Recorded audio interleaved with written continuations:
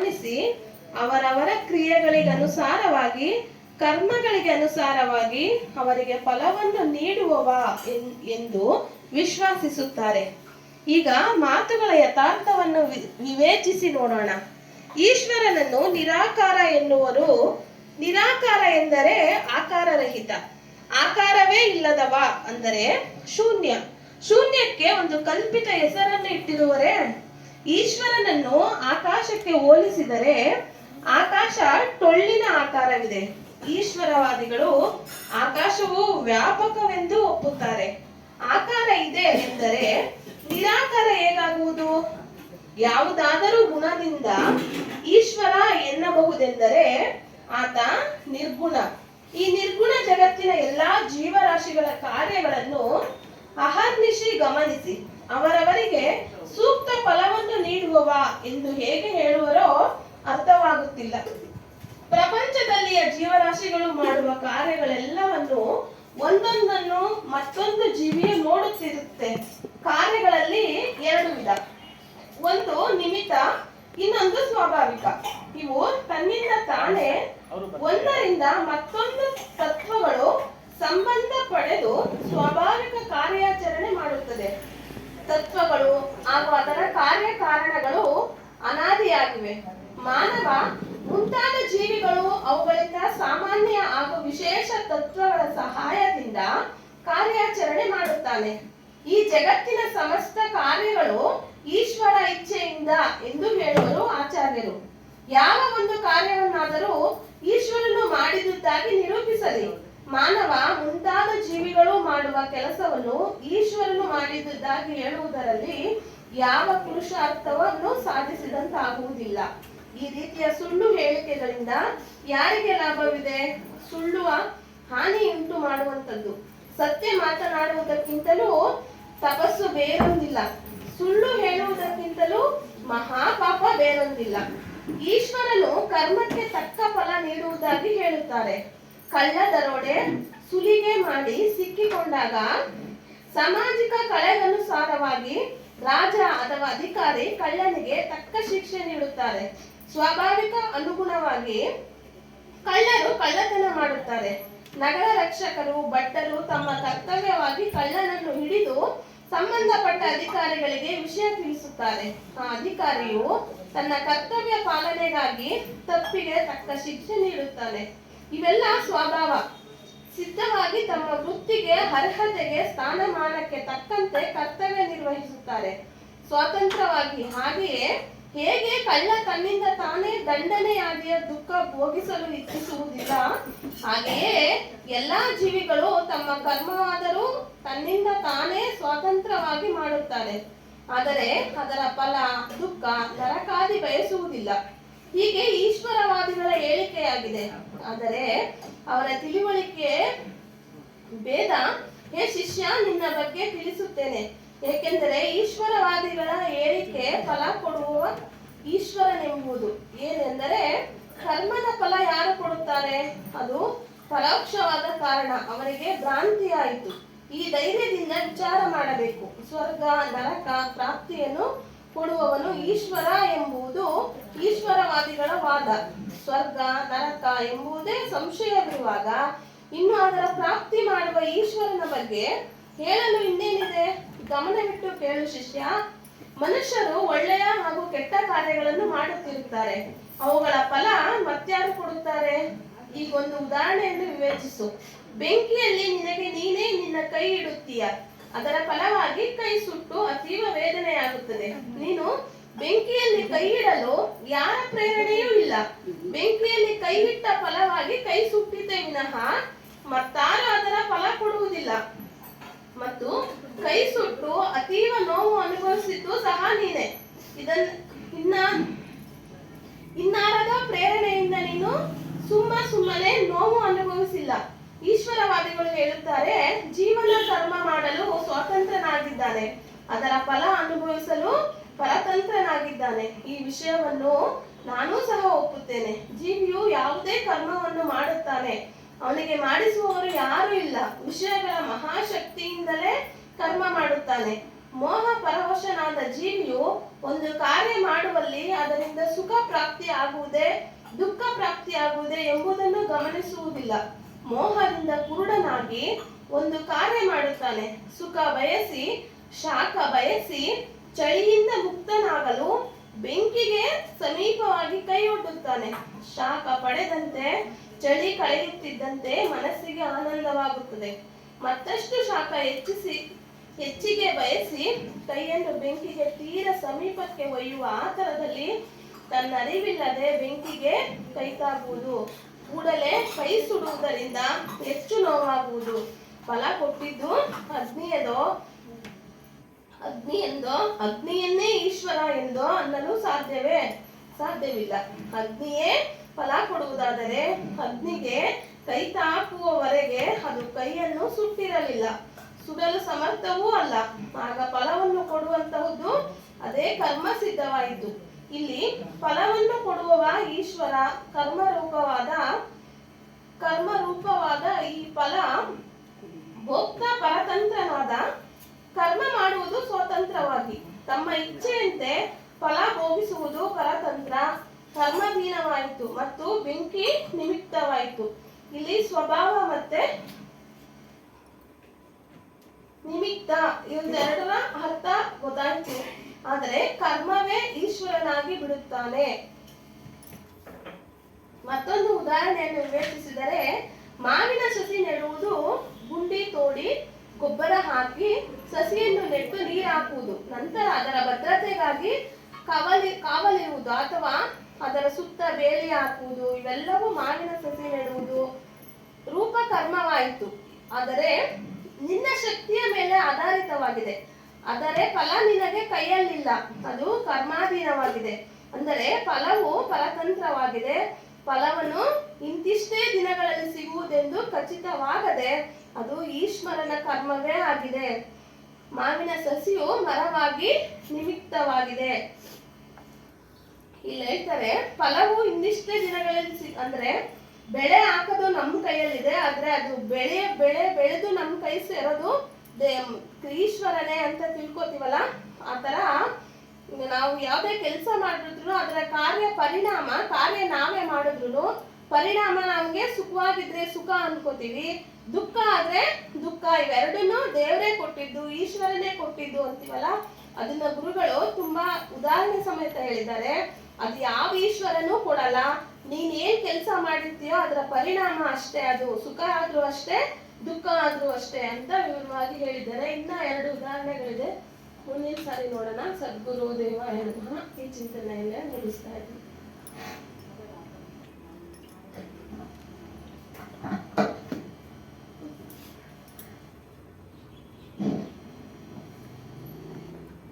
श्री सत्यनारायण कबीर साहेब की जय।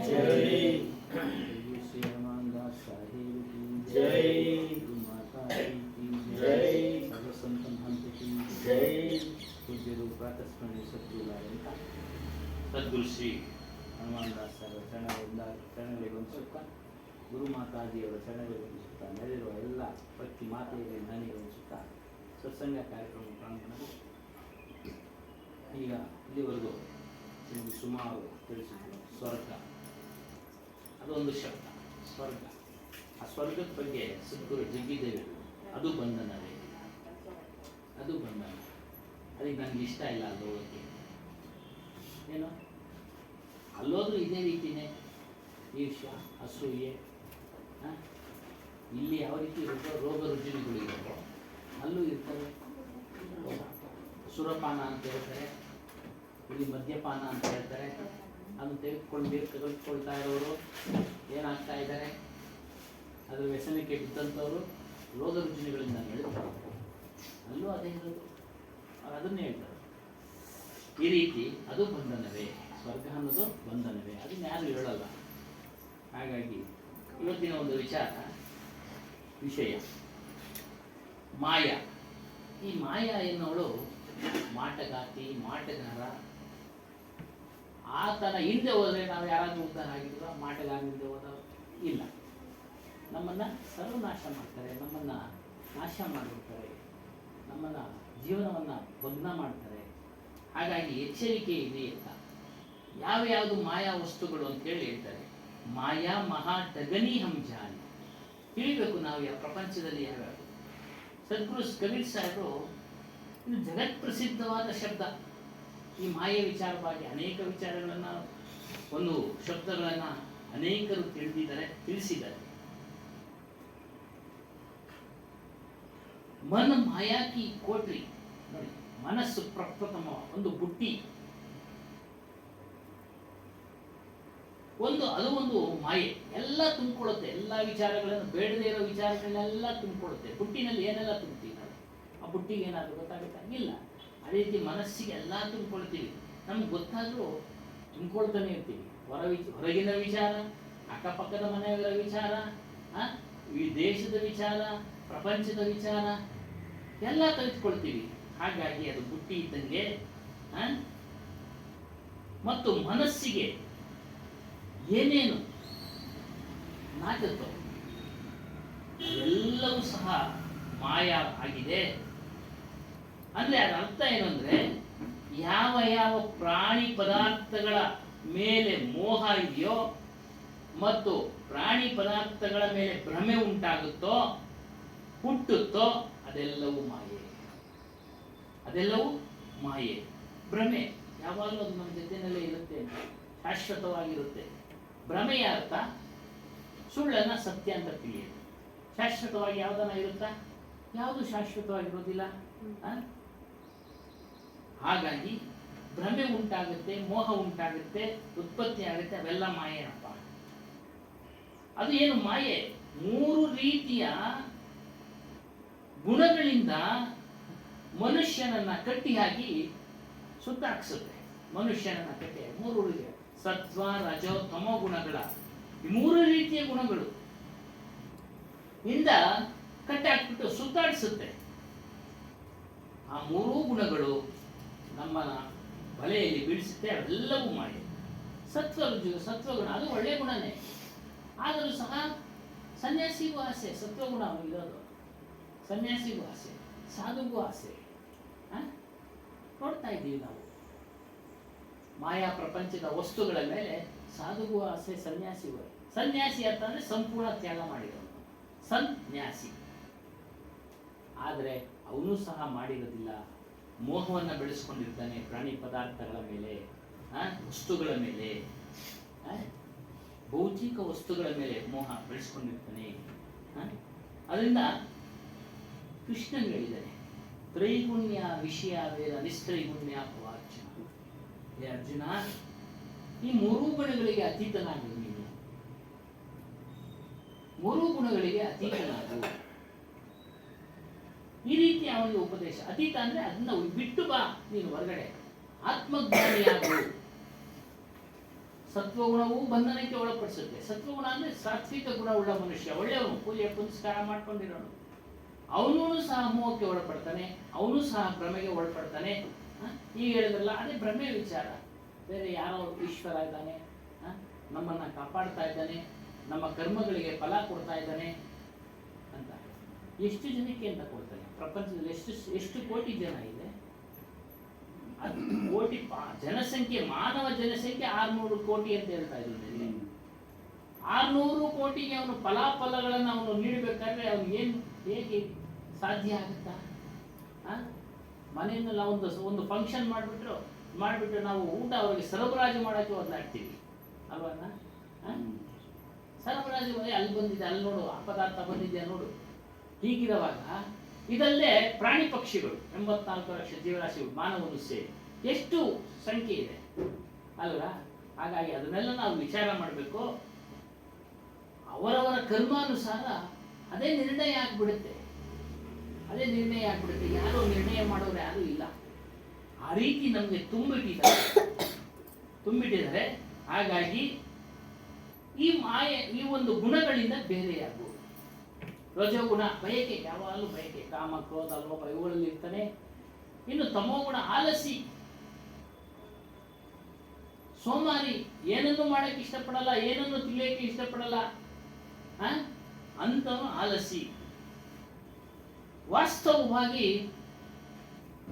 ಜಗತ್ತಿನಲ್ಲಿ ಭೌತಿಕ ಜಗತ್ತು, ಮಾನಸಿಕ ಜಗತ್ತು ಇವೆರಡೂ ಸಹ ತ್ರಿಗುಣಾತ್ಮಕಗಳಿಂದ ಕೂಡಿದೆ. ಭೌತಿಕ ಜಗತ್ತು ನಮ್ಮ ಕಣ್ಣು ಕಾಣ್ತಾ ಇರತಕ್ಕಂಥದ್ದು, ಪ್ರಾಣಿ ಪದಾರ್ಥಗಳು, ಅವುಗಳ ಮೇಲೆ ನಮಗೆ ಮೋಹ ಉಂಟಾಗ್ಬಿಡುತ್ತೆ. ಎಲ್ಲಿ ಉಂಟಾಗುತ್ತೆ? ನಮ್ಮ ಮನಸ್ಸಿನಲ್ಲಿ ಉಂಟಾಗುತ್ತೆ. ವಸ್ತುಗಳನ್ನು ಹೊರಗಡೆಯಿಂದ ನೋಡ್ತೀವಿ, ಇಷ್ಟಪಡ್ತೀವಿ. ಹೊನ್ನು, ಹೆಣ್ಣು, ಮಣ್ಣು ಎಲ್ಲ ಇವುಗಳ ಮೂಲಕ ಏನೇನು ಉತ್ಪತ್ತಿಯಾಗಿದೆಯೋ ಪ್ರಪಂಚದಲ್ಲಿ ಎಲ್ಲವನ್ನ ನೋಡ್ತೀವಿ, ಆಸೆ ಪಡ್ತೀವಿ, ಮೋಹ ಉಂಟಾಗುತ್ತೆ. ಹೀಗಾಗಿ ಎಲ್ಲ ಮಾಯೇನಪ್ಪ, ಎಲ್ಲ ಮಾಯೆ. ಇದು ನಮ್ಮನ್ನ ಕಟ್ಟಿ ಹಾಕಿದೆ. ಈ ಮಾಯಾ ವಸ್ತುಗಳು ನಮ್ಮನ್ನ ಕಟ್ಟಿ ಹಾಕಿದೆ, ಮೋಹಕ್ಕೆ ಒಳಪಡಿಸಿದೆ. ಹೀಗಾಗಿ ಇವುಗಳಿಂದ ನಾವು ಬಿಡುಗಡೆ ಆಗಬೇಕು. ಬಿಡುಗಡೆಯಾಗಿ ಎಲ್ಲಿ ಹೋಗ್ಬೇಕು? ನಾವು ನಮ್ಮ ಚೇತನ ಸ್ವರೂಪದ ಕಡೆ ಹೋಗ್ಬೇಕು, ನಮ್ಮ ಸ್ವರೂಪದ ಕಡೆ ಹೋಗ್ಬೇಕು. ಅದಕ್ಕೆ ಅವನ ಕೃಷ್ಣ ಹೇಳಿದ್ರು, ಆತ್ಮಜ್ಞಾನಿಯಾಗು. ಆತ್ಮ ಅಂದ್ರೆ ನಾನು, ಜ್ಞಾನಿ ಜ್ಞಾನ ಅಂದ್ರೆ ತಿಳಿಯೋದು, ಜ್ಞಾನಿಯಾರು ನೀನು ಆತ್ಮಜ್ಞಾನಿಯಾಗು, ಆತ್ಮವಂತನಾಗು, ತಿಳಿಯೋದನ್ನ.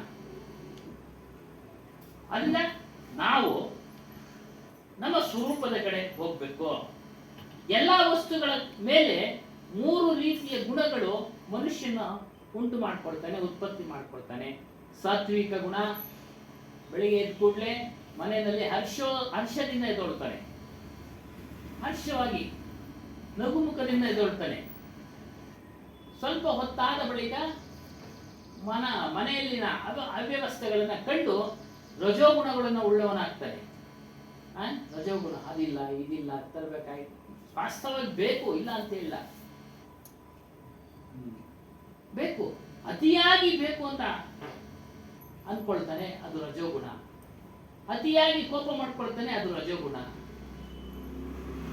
ಇನ್ನು ತಮ ಗುಣ ಅವನೇನು ಕೇಳಲ್ಲ, ಆಲಸಿ ಇರ್ತಾರೆ. ನಮಗೆ ಏನು ಮಾಡೋದಿಲ್ಲ, ಏನು ಮಾಡೋದಿಲ್ಲ, ಆಲಸಿ, ಯಾವ ಜವಾಬ್ದಾರಿ ತೆಗೆದುಕೊಳ್ಳೋದಿಲ್ಲ, ಒಂದು ಕೆಲಸ ಮಾಡೋದಿಲ್ಲ, ಊಟ ಮಾಡ್ಕೊಂಡು ಊರೆಲ್ಲ ಸುತ್ಕೊಂಡು ಬರ್ತಾ ಇರ್ತಾರೆ. ಒಂದು ವಿಚಾರ ತಿಳ್ಕೊಳ್ಳಲ್ಲ, ಒಂದು ಒಂದು ಜನಗಳ ಜೊತೆ ಬೆರೆಯೋದಿಲ್ಲ, ಇದ್ದಾರೆ ಅಂಥವರೆಲ್ಲ.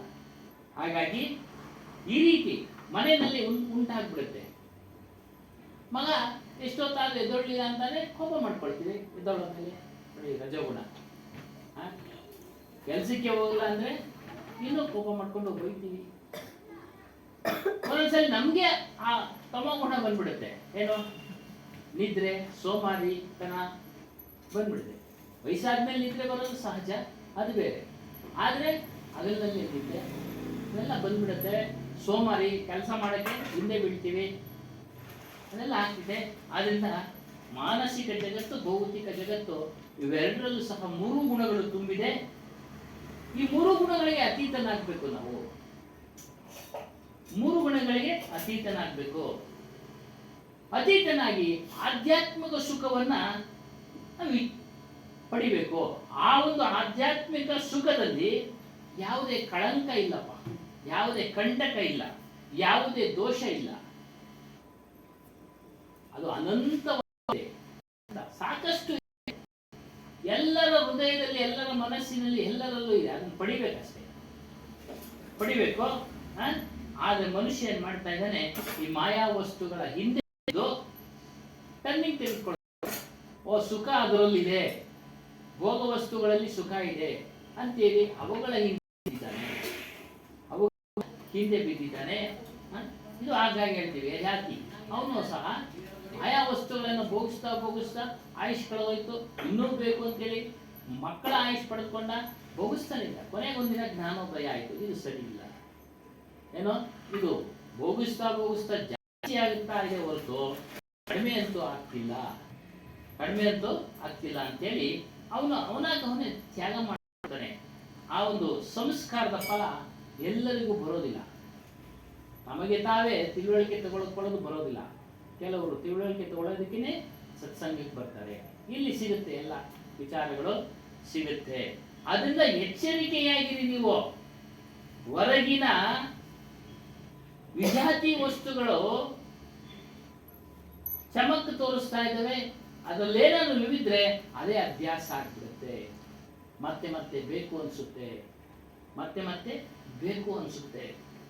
ಉದಾಹರಣೆಗೆ ನಾವು ಊಟ ಮಾಡ್ತಾನೆ ಇರ್ತೀವಿ, ಮತ್ತೆ ಮತ್ತೆ ಬೇಕು ಅನ್ಸುತ್ತೆ, ಇಲ್ಲ ಅಂತ ಹೇಳಿಲ್ಲ, ಬೇಡ ಅಂತ ಹೇಳಿಲ್ಲ. ಆ ಥರ ಬೇರೆ ಬೇರೆ ಥರ ಅಪೇಕ್ಷೆ ಪಡುತ್ತೆ. ವಯಸ್ಸಾದಂಥ ಬಳಿಕ ಅವೆಲ್ಲ ನಮ್ಮ ದೇಹಕ್ಕೆ ಒಗ್ಗೋದಿಲ್ಲ. ಆಗ ನಾವು ಅದನ್ನು ನಿಯಂತ್ರಣ ಮಾಡಕ್ಕೆ ಹೋಗ್ತೀವಿ, ಆಗೋದಿಲ್ಲ.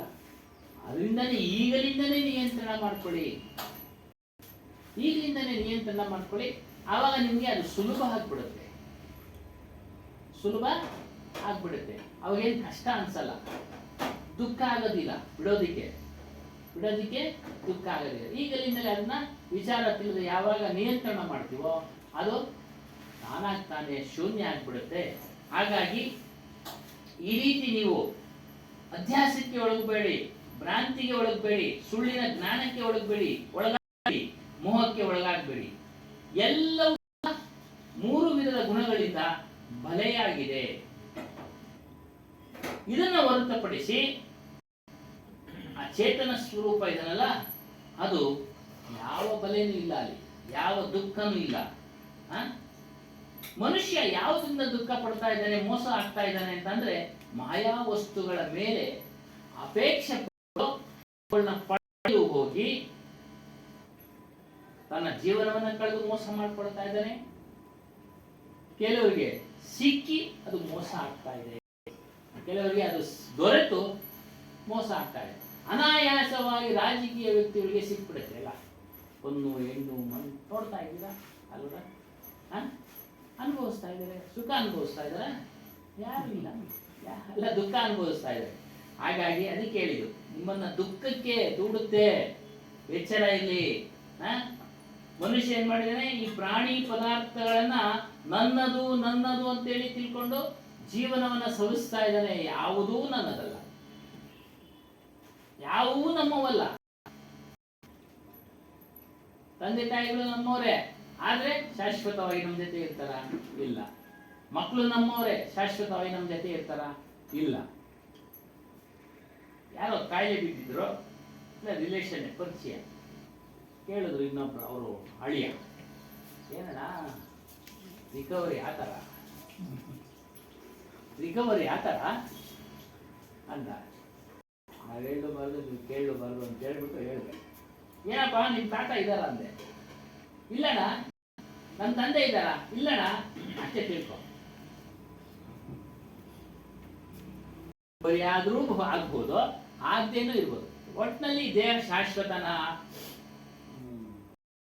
ಶಾಶ್ವತ ಅದೇ ಪರ್ಮನೆಂಟ್ ಆಯ್ತು ದೇಹ? ಇಲ್ಲಣ್ಣ, ಯಾವಾಗಾನ ಹೋಗ್ಬೋದು. ನೋಡು ಮತ್ತೆ ಇನ್ನೇನು ರಿಕವರಿ ಆಗೋದು ವಯಸ್ಸಾದ್ಮೇಲೆ? ಎಂತ ಪ್ರಶ್ನೆ ಅಲ್ಲ. ರಿಕವರಿ ಆಗ್ತಾರೋ ಬಿಡ್ತಾರೋ ಬೇರೆ ಪ್ರಶ್ನೆ. ಆದ್ರೂ ರಿಕವರಿ ಆದ್ರೆ ಎಷ್ಟು ದಿನ ಆಗ್ತಾರೆ? ಈಗಲೇ 80 ವರ್ಷ ಆಗುತ್ತೆ. ಈಗಲೇ ಬೆಡ್ಗೆ ಹೋಗಿದ್ದಾರೆ. ಏನ್ ಮಾಡೋವಂಥದ್ದು? ಏನ ಮಾಡಕ್ಕಾಗತ್ತ? ಕೆಲಸ ಮಾಡಕ್ಕಾಗತ್ತಾ? ಅವ್ರಿಗೆ ಬಹಳ ಆಸೆ ಇನ್ನ ಇರ್ಬೇಕು ಅಂತ ಹೋಗಿವೆ. ಹಾಗಾಗಿ ಭಗವದ್ಗೀತೆ ಅದು ಕೇಳ್ಕೊಳ್ಳಿ, ಮೊಬೈಲ್ನಲ್ಲಿ ಬರ್ತಿದ್ವಿ ನೋಡಿ. ಆಸೆ, ಮೋಹ, ಅದ್ರ ಮೇಲೆ ದೇಹದ ಮೇಲೆ ಮೋಹ ಇರಬೇಕು. ಇನ್ನು ಅದೇ ನಮ್ಮ ದೇಹದ ಮೋಹವನ್ನು ನಾವು ಕೊನೆಯಲ್ಲಿ ಎಲ್ಲ ಸಮಸ್ಯೆಗಳು ಉಂಟಾಗುತ್ತೆ, ಭಯ ಉಂಟಾಗುತ್ತೆ. ದೇಹ ಹೋಗೋ ಸಮಯದಲ್ಲಿ ಭಯ ಉಂಟಾಗುತ್ತೆ, ನಾನು ಎಲ್ಲಿ ಹೋಗ್ತೀನೋ ಏನು ಮಾಡ್ತೇನೆ. ಅದಕ್ಕೋಸ್ಕರ ಈಗಲಿಂದನೇ ಸತ್ಸಂಗ ಮಾಡ್ತಾ ಇದ್ರೆ ತಿಳುವಳಿಕೆ ಬಂದ ಬಳಿಕ, ಅದಕ್ಕೇನು ವಯಸ್ಸಿನ ಅಂತರ ಏನಿಲ್ಲ. ಈಗ ಬಂದಿದ್ದೀರಾ, ಮಾಡಿ ತಿಳ್ಕೊಳ್ಳಿ, ಭಯ ಹೋಗ್ಲಾಡಿಸ್ಕೊಳ್ಳಿ.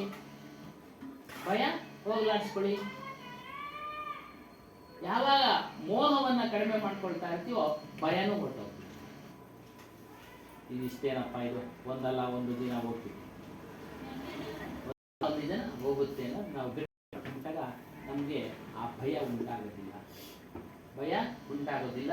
ಹಾಗಾಗಿ ಮನುಷ್ಯ ಏನ್ ಮಾಡಿದಾನೆ, ಪ್ರಾಣಿ ಪದಾರ್ಥ ತನ್ನ ಶರೀರವನ್ನ, ಹಮ್ ಶರೀರ್ ಅವ್ರ ಪ್ರಾಣಿ ಪದಾರ್ಥ ಅಪನಾ ಮಾನ್ಯ ರಖೆ ರಹತೆ. ನೋಡಿ, ನಮ್ಮ ಶರೀರ ಮತ್ತು ಹೊರಗಿನ ಪ್ರಾಣಿ ಪದಾರ್ಥಗಳು ಇವೆಲ್ಲವೂ ಅಪನ, ನಮ್ಮದೇ, ಮಾನೋ ಅನ್ಕೊಂಡು ಜೀವನ ಮಾಡ್ತಾ ಇದ್ದೀವಿ, ಇದೀವಿ. परंतु ये एक दिन छूट जाते हैं. ಒಂದಲ್ಲ ಒಂದು ದಿನ ಇದು ಬಿಟ್ಟು ಹೋಗುತ್ತೆ. ಚೂಟ್ ಅಂದ್ರೆ ಬಿಟ್ಟು ಹೋಗುತ್ತೆ. ನಾವು ಬಿಡ್ತೀವಿ ಅಲ್ಲ ಅದು ಬಿಡ್ತಾರೆ. ನಾವು ಬಿಡ್ತೀವಿ ಇಲ್ಲ ಅದು ಬಿಟ್ಟು ಹೋಗುತ್ತೆ ನಮ್ಮನ್ನ. अपने ಮಾನನ ಏಕ ದೋಖ ಹೈ. ದೋಖ ಅಂದ್ರೆ ವಂಚನೆ. ನಮ್ಮದು ಅಂತ ಯಾವಾಗ ನಾವು ಅಂದ್ಕೊಂಡು ನಮ್ಮ ಮನಸ್ಸಿನಲ್ಲಿ ಇಟ್ಕೊಂಡಿದೀವೋ ಅದು ಒಂದು ಮೋಸ. ಮೋಸ ಇದು ಮಾಯೆ. ಮಾಯೆ ಎಷ್ಟೊಂದು ಇರ್ತದೆ. ನಮ್ಮದು ಯಾವಾಗ ಮನಸ್ಸಿನಲ್ಲಿ ಇಟ್ಕೊಂಡು ಇದು ಮಾಯೇನಪ್ಪ.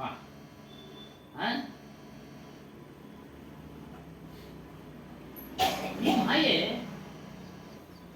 ಒಳ್ಳೊಳ್ಳೆ ಸಿಹಿಯಾದ ಮಾತುಗಳನ್ನ ಆಡಿ ಓಲೈಸ್ಕೊಳ್ಳುತ್ತೆ. ಅದ್ರ ಕಡೆಗೆ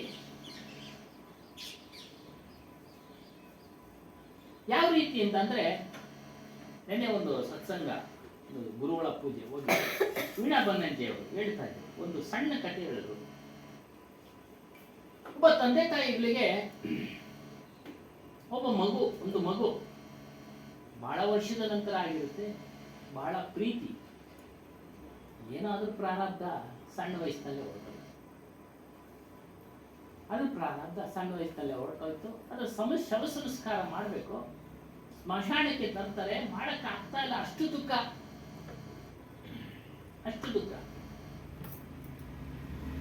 ಇದನ್ನ ಒಂದು ಮರದ ಮೇಲೆ ಕುಳಿತಿರ್ತಕ್ಕಂಥ ಒಂದು ರಣಹದ್ದು ನೋಡ್ತಾ ಇತ್ತು.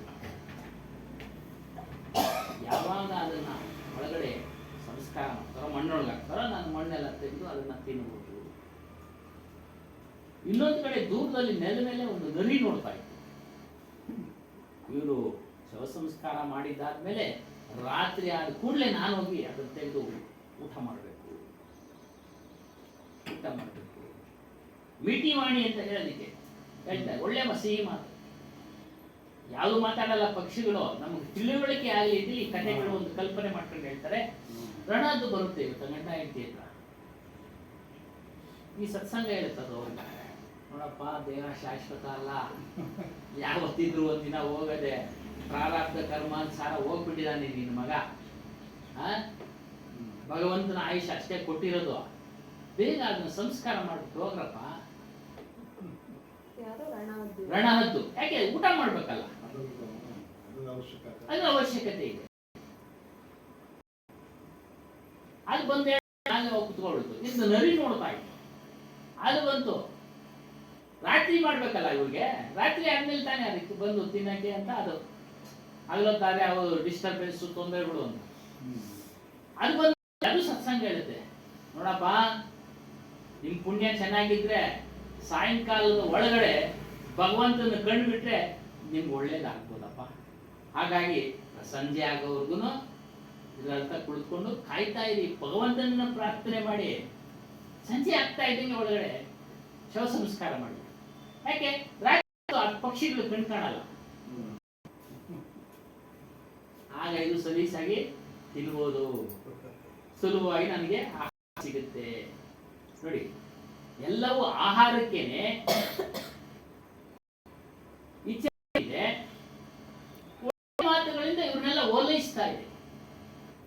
ನನಗ್ ಬೇಕು ಆಹಾರ, ನನಗ್ ಬೇಕು ಆಹಾರ. ಅದಕ್ಕೆ ಹೇಳಿ ನೀತಿ ವಾಣಿ, ಸಿಹಿಯಾದ ಮಾತುಗಳನ್ನ ಹೇಳುತ್ತಾ ನಮ್ಮನ್ನ ಓಲೈಸ್ಕೊಳ್ತಾರೆ. ಮಾಯಾವಸ್ತ್ರ ಕಡೆ ಎಳ್ಕೊಳ್ತಾರೆ. ಮನುಷ್ಯನಲ್ಲಿ ವರ್ಣಾತ್ಮಕ ವಾಣಿ ಇದೆ. ವರ್ಣಾತ್ಮಕ ವಾಣಿ ಅಂದ್ರೆ ಬಣ್ಣ ಬಣ್ಣದ ಮಾತುಗಳಿಂದ ಮಾತನಾಡೋ ಶಕ್ತಿಯನ್ನು ಮನುಷ್ಯ ಹೊಂದಿದ್ದಾನೆ. ಇದು ನಡೆದಿರೋದು ಘಟನೆ. ಶ್ರದ್ಧಾನಂದ ಸ್ವಾಮೀಜಿ ಅಂತ ಇದ್ದ. ಇವತ್ತು ಅವನು ಜೈಲಿನಲ್ಲಿ ಇರಬೇಕು ಅನ್ಸುತ್ತೆ. ಫಾರಿನ್ ರಾಯಭಾರಿ ಮುಸ್ಲಿಂ ಆಕೆ. ಹೇಗೆ ಅವಳು ಪರಿಚಯ ಆಗೋಯ್ತು, ಅವಳ ಮಾತಿನಿಂದ ಅವಳನ್ನ ಓಲೈಸ್ಕೊಂಡ್ಬಿಟ್ಟ. ಮದುವೆನೂ ಆಗ್ಬಿಟ್ಟು ಅವಳನ್ನ ಪತ್ತೆ ಇಲ್ದಂಗೆ ಮಾಡ್ಬಿಟ್ಟ. ಅಷ್ಟು ಅವನಿಗೆ ಮಾತಿನಲ್ಲಿ ಶಕ್ತಿ ಇತ್ತಂತೆ. ಅದನ್ನ ಅವರ ಫಾರಿನ್ ರಾಯಭಾರಿ ಅಂಬಾಸಿಡರ್ಸ್ ರಿಲೇಷನ್ ಅಲ್ಲಿಂದ ಬಂದು ಹೊರದೇಶದಿಂದ ಬಂದು ಕಂಪ್ಲೇಂಟ್ ಕೊಟ್ಟರು ಕಾಣೆಯಾಗ ಫೋನ್ ತೆಗಿಲಿಲ್ವಲ್ಲ, ಮಾತಾಡ್ತಾ ಇಲ್ವಲ್ಲ, ತಿಂಗಳಾಗಟ್ಲಾಯ್ತು. ಹೋಗಿ ಮನೆಗೆ ನೋಡ್ತಾರೆ ಇವನಿದ್ದಾನೆ, ಎಲ್ಲೋದ್ಲ ಗೊತ್ತಿಲ್ಲ, ಎಲ್ಲೋದ್ಲ ಗೊತ್ತಿಲ್ಲ ಅಂದ್ಬಿಟ್ಟ. ಏನ್ ಮಾಡೋದು? ಸತತವಾಗಿ 3 ತಿಂಗಳು ಪ್ರಯತ್ನ, ಸುಳಿವು ತೆಗೆದುಕೊಳ್ಳೋದಕ್ಕೆ. ಅವರಲ್ಲಿ ಕೆಲಸ ಮಾಡತಕ್ಕಂಥ ಸ್ನೇಹ ಸಂಪಾದನೆ ಮಾಡಿ ಪೊಲೀಸರು ಸಾಧಾರಣ ಹೋಗಿ ಸ್ನೇಹ ಸಂಪಾದನೆ ಮಾಡಿ ಅವರಿಗೆ ಯಾವುದು ಬಲಹೀನತೆ ತಿಳ್ಕೊಂಡು ಅದ್ರ ಅವರೆಲ್ಲ ಸ್ವಲ್ಪ ಮದ್ಯಪಾನ ಮಾಡೋ ಅಭ್ಯಾಸ ಇತ್ತು. ಅದ್ರ ಮೂಲಕ ಅವನು ಸ್ವಲ್ಪ ಸುಳಿವನ್ನು ತೆಗೆದುಕೊಂಡು ಆತನನ್ನ ತೀವ್ರ ವಿಚಾರಣೆ ಒಳಪಟ್ಟಾಗ ಮನೆಯಲ್ಲಿ ಸಮಾಧಿ ಮಾಡಿಬಿಟ್ಟ. ಮನೆಯಲ್ಲೇ ಸಮಾಧಿ, ಅವ್ರಿಗೇನೋ ನಿದ್ರೆಯಲ್ಲಿ ಕೂತು. ಕಾರಣ ಏನು ಅಂದ್ರೆ ಆಸ್ತಿ ಇತ್ತು, ಅದ್ರ ಮೇಲೆ ಮೋಹ, ಅದ್ರ ಮೇಲೆ. ಹೀಗಾಗಿ ವರ್ಣಾತ್ಮಕ ವಾಣಿ ಅವ್ರು ಮಾಡಿದ್ರೆ ಎಲ್ಲರೂ ನಾವು ಕೇಳ್ಬಿಟ್ಟಿದ್ವಲ್ಲ, ಎಷ್ಟು ಚೆನ್ನಾಗಿ ಮಾತಾಡ್ತಾನಪ್ಪ ಅವನು, ಏನು ರೆಸ್ಪೆಕ್ಟ್, ಒಳ್ಳೆ ವಿಚಾರಗಳನ್ನ ತಿಳಿದಿದ್ದಾನೆ ಅಂತ. ಹಾಗಾಗಿ ನೆನಪಿಗೆ ಬಂತು. ಈ ರೀತಿ ಕೊನೆ ಕಂಡಿಟ್ಟು ಬಿಡಿ, ಕೊನೆಗೆ ಏನಾಯ್ತು, ಸತ್ತೋದ್ ಬಂದಿದ್ದೇನೆ, ಇವತ್ತು ಇರಬೇಕು ಅನ್ಸುತ್ತೆ. ಸುಮಾರು ಒಂದು 20 ವರ್ಷದ ಮಾತು ನಡೆದಿರೋ ಘಟನೆ. ಶಬ್ದಾನಂದ जो ना नर या नारी मधुर वाणी बोलकर किसी व्यक्ति के मुंह में मानो माया बन गए. ನರ್ ನಾರಿ, ಹೆಂಗಸರಾಗಿರ್ಬೋದು ಗಂಡಸರಾಗಿರ್ಬೋದು, ಮಧುರವಾದ ವಾಣಿಗಳಿಂದ ವ್ಯಕ್ತಿಯನ್ನ ಮೋಹ ಬೀಳಿಸ್ತಾರೆ. ಅರ್ಥ ನಡೀತಾ ಇದೆ. ಅಲ್ಲ, ಹನಿ ಟ್ರ್ಯಾಕ್ಗಳೆಲ್ಲ ನಡೀತಾ ಇರೋದು ಇದೇ ರೀತಿ. ಮಧುರವಾದ ವಾಣಿ. ಯಾಕೆ ಇವ್ರು ಬಿದ್ದೋಗ್ತಾರೆ ಅಂತ ಅಂದ್ರೆ ಇವ್ರಿಗೆ ಅದ್ರ ಮೇಲೆ ಮೋಹ ಇರುತ್ತೆ. ಗಂಡಸಾಗಿರ್ಬೋದು ಗಂಡಸಾಗಿರ್ಬೋದು, ಇವ್ರಿಗೆ ಹೆಣ್ಣಿನ ಮೇಲೆ ಮೋಹ ಇರ್ಬೋದು, ಗಂಡಸಿಗೆ ಹೆಣ್ಣಿನ ಮೇಲೆ, ಹೆಣ್ಣಿಗೆ ಗಂಡಸಿನ ಮೇಲೆ ಮೋಹ ಇರ್ಬೋದು. ಇದು ನಡೀತಾ ಇದೆ, ಮಾಧ್ಯಮಗಳು ಬರ್ತಾ ಇದೆ, ಪೇಪರ್ಗಳಲ್ಲಿ ಬರ್ತಾ ಇದೆ. ಅದು ವೀಕ್ನೆಸ್ ಇರೋರನ್ನೇ ಇಟ್ಕೊಳ್ಳೋದು ಅವರೆಲ್ಲ. ಆ ಒಂದು ದುರ್ಬಲ ಮನಸ್ಸುಳ್ಳವ್ರನ್ನೇ ಹಿಡ್ಕೊಂಡು ಬಲೆಗೆ ಬೀಳಿಸ್ಕೊಡ್ತಾರೆ ನೋಡಿ. ಬಲೆಗೆ ಬೀಳಿಸ್ಕೊಂಡು ಆಮೇಲೆ ಇರೋದನ್ನೆಲ್ಲ ತೆಗೆದುಕೊಳ್ತಾ ಇರ್ತಾರೆ. ಹಾಗಾಗಿ ಇದಕ್ಕೆ ಇರ್ಬೇಕು. ಅದಕ್ಕೆ ಹೇಳಿದ್ರು ನರ ಯಾ ನಾರಿ, ಇಬ್ಬರಿಗೂ ಒಬ್ಬರಿಗೆ ಹೇಳ್ತಾ ಇಲ್ಲ. ಮೋಹದಲ್ಲಿ ಬಿಟ್ಟರೆ ಮಾಯ ನೋಡಿ, ಮಾಯ ಸಿಕ್ಕಾಕೊಂಡ್ಮೇಲೆ ಮಾಯನೇ ಅಲ್ವಾ.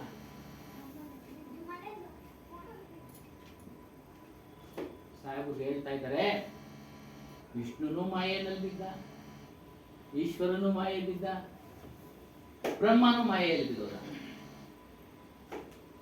ಅವ್ರವ್ರು ಹೆಂಡ್ತಿದ್ರೆ ಅವಾಗೆ ಮಾಯೆ, ಹೆಂಡ್ತಿ ಗಂಡನೇ ಮಾಯೆ, ಗಂಡ ಹೆಂಡ್ತಿಗೆ ಮಾಯೆ. ಹೆಂಡ್ತಿ ಗಂಡ ಆದ್ರೂ ನರನಾರಿ ಅಲ್ವಾ. ಹಾಗಾಗಿ ಮಾಯೇನಪ್ಪ.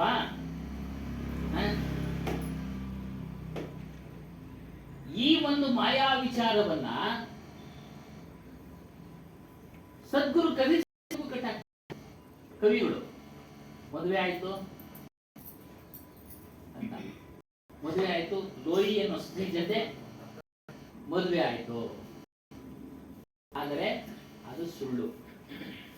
ಸುಳ್ಳು ಅಂತ ಹೆಂಗ್ ಹೇಳ್ತೀವಿ ಅಂತಂದ್ರೆ, ವಿಚಾರವನ್ನ ಚರಿತ್ರೆಯಲ್ಲಿ ಪುಸ್ತಕ ಬಂದ್ಬಿಡ್ತು, ಮದುವೆ ಆಯ್ತು ಆಗಿದ್ರು ಅಂತೇಳಿ ಪಠ್ಯ ಪುಸ್ತಕ ಪ್ರಕಟ ಮಾಡ್ಬಿಟ್ಟು ಛತ್ತೀಸ್ಗಢ ರಾಜ್ಯ ಆ ದಾಮಾಕೇಡು ವಂಶಾವಳಿಯವರು ಕೋರ್ಟ್ ಅದನ್ನ ನಿಲ್ಲಿಸ್ಬಿಟ್ರು. ಕಬೀರ್ ಸಾಹೇಬರಿಗೆ ಮದುವೆ ಆಗಿಲ್ಲ, ಇದು ಸುಳ್ಳು. ಅದಕ್ಕೇನೇನೋ ಸಾಕ್ಷಿ ಆಧಾರಗಳು ಕೊಟ್ಟರು. ಕೋರ್ಟ್ ರದ್ದು ಮಾಡ್ಬಿಟ್ಟು ಚರಿತ್ರೆ ಅವ್ರು ತೆಗೀರಿ ಅಂತ ನೋಡಿ. ಇದು ಕೋರ್ಟ್ ಸುಲಭನಾಗ ಒಪ್ಪಲ್ಲ. ರಾಜ್ಯದ ಪಠ್ಯ ಪುಸ್ತಕದಲ್ಲಿ ಕಬೀರ್ ಸಾಹೇಬರ ಚರಿತ್ರೆಗೆ ಮದುವೆ ಆಗಿ ಮಕ್ಕಳನ್ನೆಲ್ಲ ಬರೆದು ಯಾರ ಪ್ರಿಂಟ್ ಮಾಡಿಬಿಟ್ಟು ಕೊಟ್ಬಿಟ್ಟಿದ್ರು. ಈಗಲೂ ರದ್ದು ಮಾಡ್ತಾರಲ್ಲ ಪಠ್ಯ ಪುಸ್ತಕಗಳನ್ನೆಲ್ಲ. ಹಾಗೆ ಅವ್ರು ಬಂದಾಗ ಇವ್ರ್ದು ಬಂದಾಗ ಅವರು ಕೋರ್ಟ್ಗೆ ಹೋಗಿ ಆ ಚರಿತ್ರೆನ ರದ್ದು ಮಾಡಿಸಿದ್ರು. ಏನು ಅದರ್ಥ ಅಂದ್ರೆ ಕಬೀರ್ ಸಾಹೇಬರು ಹುಟ್ಟಿದಾರಾಭ್ಯ ವಿರಕ್ತರು. ವಿರಕ್ತರು, ಯಾವುದರ ಮೇಲೆ ಮೋಹ ಇರಲಿಲ್ಲ ಅವರಿಗೆ, ಯಾವುದ್ರ ಮೇಲೂ ಮೋಹ ಇರಲಿಲ್ಲ. ಈ ರೀತಿ ಭ್ರಮೆನಲ್ಲಿ ನಮ್ಮನ್ನು ಮುಳುಗಿಸ್ತಾರೆ, ಭ್ರಮೆನಲ್ಲಿ ನಮ್ಮನ್ನ ಮುಳುಗಿಸ್ತಾರೆ ಪುರಾಣಗಳ ಮೂಲಕ. ಹಾಗಾಗಿ ಅದು ಸಹ ಮಾಯೆ. ಎಚ್ಚರ ಇರಲಿ, ಎಚ್ಚರ ಇರಲಿ.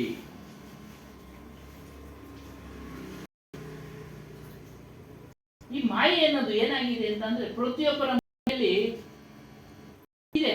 ಗಂಡನಿಗೆ ಹೆಣ್ಣು ಮಾಯೆ, ಹೆಂಡತಿ ಮಾಯೆ, ಹೆಂಡತಿಗೆ ಗಂಡು ಮಾಯೆ.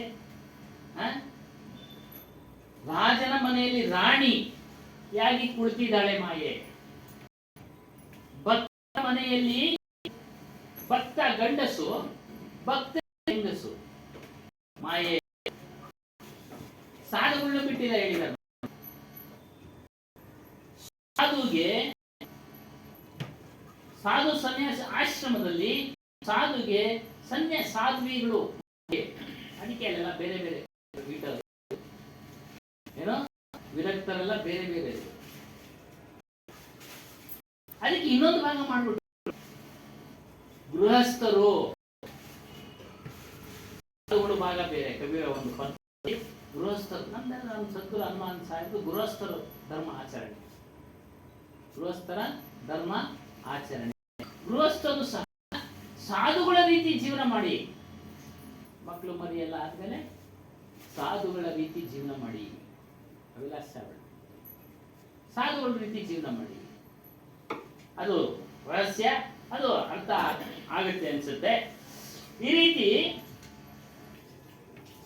ಇನ್ನೊಂದು ಉದಾಹರಣೆ, ಈ ಗ್ರಂಥ ಬರೆದು ಅದಿಂದಾಸ್ ಅಂತ ಸನ್ಯಾಸ ತ್ಯಾಗ ಮಾಡ್ಬಿಡಿಸು, ಗೃಹಸ್ಥಾಶ್ರಮಕ್ಕೆ ಹೋಗ್ಬೇಕು ಬರೆದವರು. ಅತಿ ಆಯ್ತಲ್ಲ ಮಾತು, ಗೃಹಸ್ಥಾಶ್ರಮಕ್ಕೆ ಹೋದ್ರು. ಬುರಾನ್ಪುರದಲ್ಲಿ ಸಾಧು ದೀಕ್ಷೆ ತೆಗೆದುಕೊಂಡು ಬೆಂಗಳೂರಿಗೆ ಬಂದು ಒಂದು ಆಶ್ರಮದಲ್ಲಿ ಆಶ್ರಯ ಕೊಟ್ಟವ್ರಿಗೆ ಅಲ್ಲಿ ಆಶ್ರಮ ಮಾಡಿ ಕೊಡುಗೆ ಊರಿನಲ್ಲಿ ಚೆನ್ನಾಗಿ ನಡೀತಾ ಇತ್ತು. ಅವರು ಪ್ರಾರಬ್ಧ ಕರ್ಮ, ಅವರ ಸಂಬಂಧಿಕರು ಒಂದು ಹುಡುಗಿ ಬಂದರು, ಪರಿಚಯ ಆಯಿತು, ಗೃಹಸ್ಥಾಶ್ರಮ ಸತ್ಯ ಆಯಿತು. ಹಾಗಾಗಿ ನಮ್ಮ ಒಂದು ಗೃಹಸ್ಥಾಶ್ರಮ ಏನು ಅಂತಂದ್ರೆ, ನೀವು ಸಂಸಾರವನ್ನ ಮಾಡಿ ಕ್ರಮೇಣ ವಿರಕ್ತರಾಗಿ ಅದರಿಂದ ದೂರ ಇರಿ. ಹಂತ ಹಂತವಾಗಿ ದೂರ ಇರಿ, ಹಂತ ಹಂತವಾಗಿ ದೂರ ಇರಿ. ಮಕ್ಕಳು ಮಾಯೆ, ಹೆಂಡತಿ ಮಾಯೆ, ಗಂಡ ಮಾಯೆ. ಮಾಯೆ ಅಂದ್ರೆ ಒಂದಲ್ಲ ಒಂದು ದಿನ ಹೇಳಿದ್ರಲ್ಲ ಬಿಟ್ಟು ಹೋಗ್ತಾರೆ. ಮಾಯೆ ಅದೃಶ್ಯ ಆಗ್ತಾರೆ. ಮಾಯಾ ಅಂತ ಅದರ ಅರ್ಥ ಏನೋ, ಮಾಯಾ ಅಂದ್ರೆ ಅದೃಶ್ಯ ಆಗೋದು, ಅದೇ ಅರ್ಥ. ಬಿಟ್ಟು ಹೋಗೋದು. ನೂರಾರು ವರ್ಷಗಳ ಕಾಲ ಯಾರು ಇಲ್ಲ ಇದುವರೆಗೂ. ಶ್ರೀರಾಮಚಂದ್ರನಿಗೆ ಮಾಯೆ ಬಂದು ಆಕ್ರಮಣ ಮಾಡಿತು ಕೊನೆಯ ಕಾಲದಲ್ಲಿ. ಬ್ರಾಹ್ಮಣ ಬಂದ, ನಿನ್ನ ಹತ್ರ ಮಾತಾಡ್ಬೇಕು ನಾನು,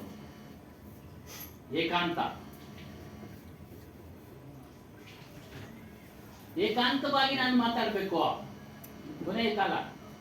ಆಯ್ತು ಸ್ವಾಮಿ, ನಾನು ಮಾತಾಡುವಾಗ ಯಾರು ಬರಬಾರ್ದು.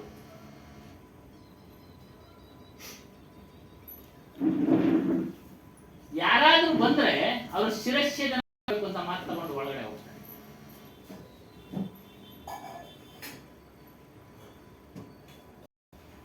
ಇವರು ಏನಿಲ್ಲ, ಒಳಗಡೆ ಏನ್ ವಿಚಾರ ಇಲ್ಲ. ಅವ್ನು ಹೇಳಿದ ಅವನಿಗೆ ಸಮಯ ಮುಗೀತು ಅಂತ ಹೇಳೋದಕ್ಕೇನೆ ದೊಡ್ಡ ವಿಚಾರ ಏನಿಲ್ಲ. ನಿನ್ ಸಮಯ ಮುಗೀತು, ನೀನು ಖಾಲಿ ಮಾಡೋ ಸೀಟು ಅಂತ ಅದ್ರ ಹೇಳ್ತಾ ಇರ್ಬೇಕಾದ್ರೆ ದೂರ್ವಾಸ ಮುನಿಗಳು ಬಂದಿದ್ರು. ಅವ್ರು ಬಹಳ ಕೋಪಿಸ್ತರು ನೋಡಿ. ಅವ್ರು ಮಹರ್ಷಿಗಳು ಅಂದ್ರೆ ಕೋಪ, ಅವ್ರಿಗೆ ಅದ್ರ ಮಾಯೆ, ಕೋಪಗೊಂಡೇ ಮಾಯೆ ಅವ್ರಿಗೆ. ವಿಚಾರ ಮಾಡೋದು ನೋಡ್ಬೇಕು ರಾಮನ್ನ.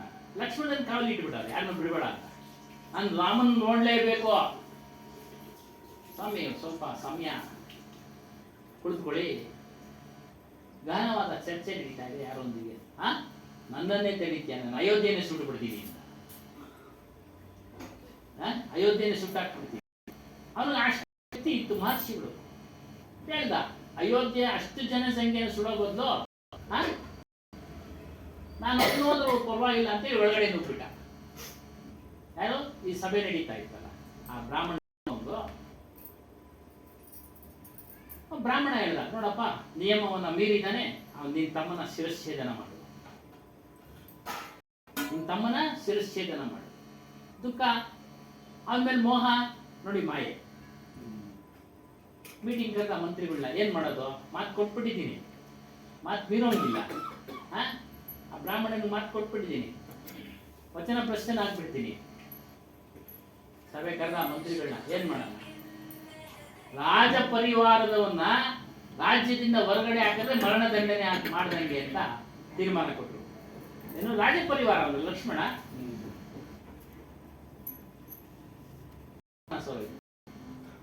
ರಾಜ್ಯ ಬಿಟ್ಟೋದು.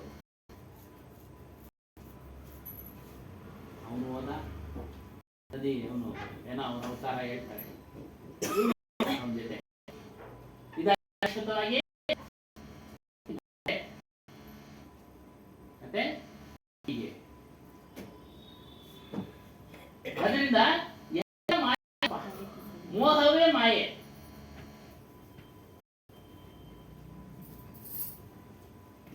ಅದರಿಂದ ಕಬೀರ್ ಸಾಹೇಬ್ ಮೇಲೆ ಈ ರೀತಿ ಪ್ರಚಾರ ಮಾಡಿದ್ರು, ಅದೇನೋ ತೀರ್ಮಾನ ಆಯ್ತು.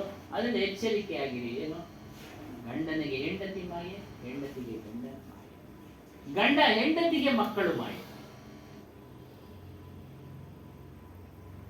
ಅಲ್ಲಮ್ಮ ಪ್ರಭು ಒಂದು ವಚನ ಹೇಳ್ತಾರೆ, ಹೆಣ್ಣು ಮಾಯೆ ಎಲ್ಲ, ಹೊನ್ನು ಮಾಯೆ ಎಲ್ಲ, ಮಣ್ಣು ಮಾಯೆ ಎಲ್ಲ, ಮನಂದನ ಆಯೇ ನೋಡು ಮಾಯೆ. ನಿಮ್ಮಲ್ಲಿ ಆಸೆ, ಮನಸ್ಸಿನಲ್ಲಿ ಆಸೆ ಉಂಟಾಗುತ್ತಲ್ಲ, ಅದು ಮಾಯೇನಪ್ಪ. ಅದನ್ನ ಬರ್ತಾ ಇದ್ದಂಗೆ ನೋಡ್ಕೊಳ್ಳಿ ನೀವು ಅಂತ ಹೇಳಿ ಎಲ್ಲರನ್ನು ಬಿಡೋದಲ್ಲ.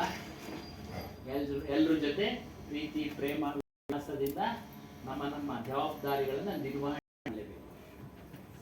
ನಮ್ಮ ಕಾರ್ಯ ನಿರ್ವಹಣೆ ಮಾಡಬೇಕು.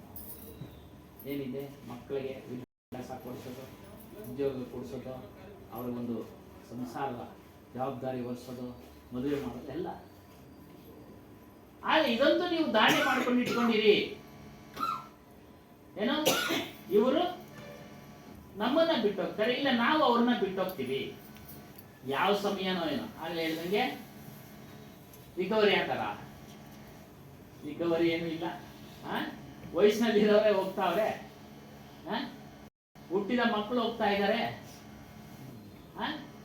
ಯಾವ ಶರೀರ ಶಾಶ್ವತವಲ್ಲ. ಈ ರೀತಿಯಾಗಿ ನೀವು स्त्रियों संगत फिसलकर अपनी साधना से पतित हो जाते हैं. ಸಾಧಕರು ಸ್ತ್ರೀಯರ ಸಂಗ ಮಾಡಿ ಅವರು ಸಿಗಾಕೊಂಡು ಸಾಧನದಿಂದ ಭಗ್ನ ಆಗ್ತಾ ಇದ್ದಾರೆ, ಪತಿತರಾಗ್ತಾ ಇದ್ದಾರೆ, ಸಾಧನೆ ಮಾಡ್ತಾ ಇದ್ದಾರೆ. ವಿಶ್ವೇಶ್ವರ ತೀರ್ಥ ಆಗುತ್ತೆ, ದಯವಿಟ್ಟು ಹೆಂಗಸರು ಮಾಡ್ಕೊಳ್ಬಾರ್ದು. ಎಲ್ಲ ನಮ್ಮ ಹಾಗೆಯಿಂದ ಹೇಳ್ತಾ ಇದ್ದೀವಿ, ಹೆಣ್ಣಿಗೆ ಗಂಡು, ಗಂಡಿಗೆ ಹೆಣ್ಣು, ಪರಸ್ಪರ ಆಗುತ್ತೆ. ಎರಡು ಕೈ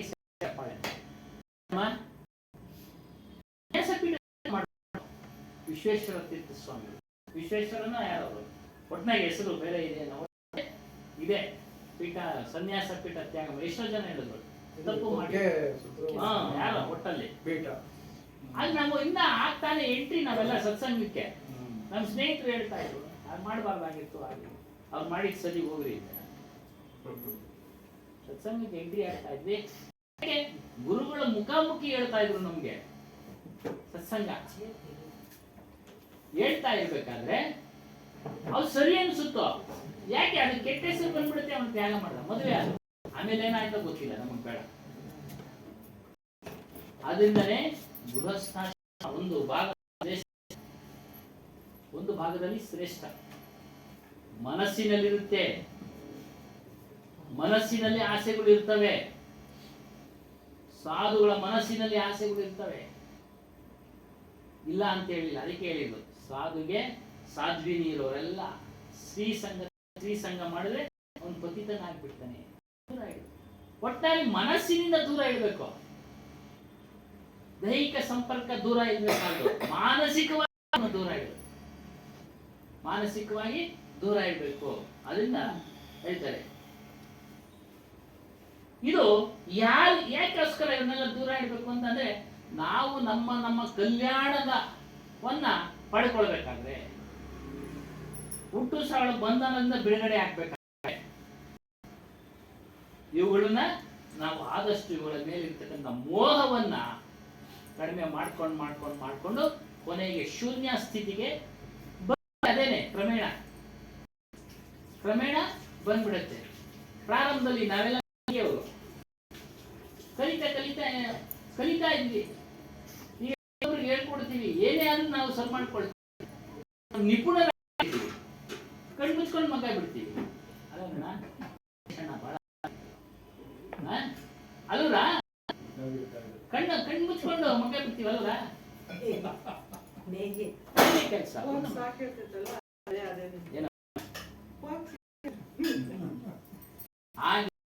ನಾವು ಆ ರೀತಿ ಆಗ್ಬಿಡ್ತೀವಿ. ನಿಯಂತ್ರಣ ಮಾಡ್ಕೊಂಡು ಹೋಗಿ ಪ್ರಾರಂಭದಲ್ಲಿ ಒಂದೇ ಸಲ ಬಿಟ್ರೆ ಇನ್ನೂ ಒಳ್ಳೇದೆ. ಅದಾಗೋದಿಲ್ಲ, ಆಗೋದಿಲ್ಲ. ಹಾಗಾಗಿ ಕ್ರಮೇಣ ಹಂತವಾಗಿ ಬಿಡಿ, ಹಂತವಾಗಿ ಮೋಹವನ್ನು ಕಡಿಮೆ ಮಾಡ್ಕೊಳ್ಳಿ. ಈ ವಿಚಾರ ನಡೆದೋಯ್ತು ನಮ್ಮ ಆಶ್ರಮಗಳು. ಬಿಟ್ಬಿಟ್ಟು ಒಂದೇ ಸರಿ ದೀಕ್ಷೆ ಆತಾನೆ ಸಂಸಾರದ ವಿಚಾರ ಆಶ್ರಮದವ್ರಿಗೂ ಬಂದ್ಬಿಟ್ಟು ಅವ್ರಿಗೆಲ್ಲ ಸೂಕ್ತವಾದ ರೀತಿ ಹೇಳಿ, ಗಂಡಸಾಗಿರ್ಬೋದು ಹೆಂಗಸಾಗಿರ್ಬೋದು ಸಮಾಧಾನ ಹೇಳಿ ಅವ್ರನ್ನ ಸರ್ ಮಾಡೋದು. ತಾಯಿ ಮನೆಗೆ ತಂದು ಬಿಟ್ಬಿಟ್ರು, ನಿಮ್ಮ ಆಶ್ರಮಕ್ಕೆ ಸೇರಿಸ್ಕೊಳ್ಳಿ ಅಂತ.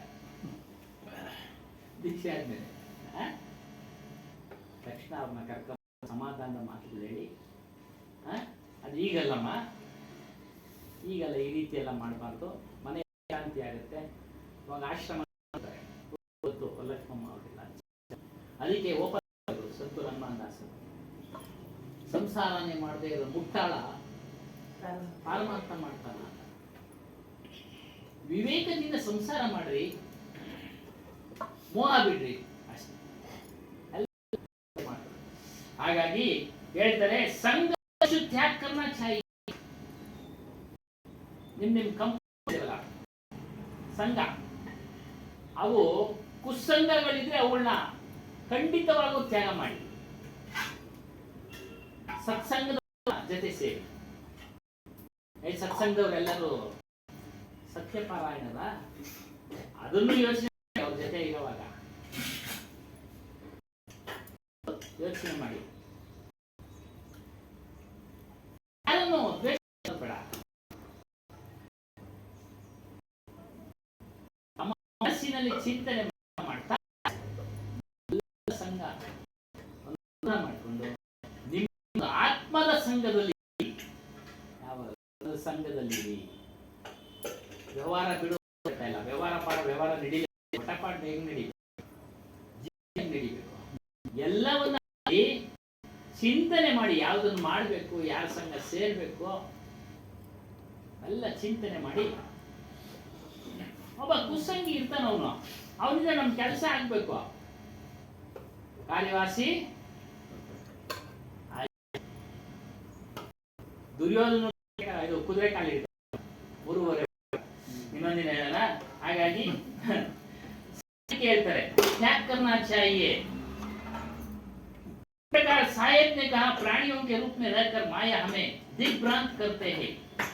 ಈ ರೀತಿಯಾಗಿ ಪ್ರಾಣಿಗಳ ರೂಪದಲ್ಲಿ ಬಂದು ಉಂಟು ಮಾಡುತ್ತೆ. ಮೋಹಕ್ಕೆ ಬೀಳ್ತೀವಿ, ಮಾಯೆಗೆ ಸಿಕ್ಕಿಕೊಳ್ತೀವಿ, ಮಾಯೆಗೆ ಸಿಕ್ಕಿ ಹಾಕೊಳ್ಳಿ.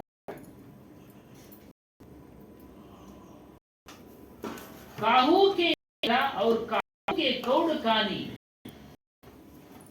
ಇದರ ವ್ಯಕ್ತಿಗೆ ಸಾಕಷ್ಟು ಸಂಪತ್ತು ಇರುತ್ತೆ, ಇನ್ನೊಬ್ಬ ವ್ಯಕ್ತಿಗೆ ಕಡಿಮೆ, ಇನ್ನೊಬ್ಬ ವ್ಯಕ್ತಿಗೆ ಇಲ್ಲವೇ ಇಲ್ಲ.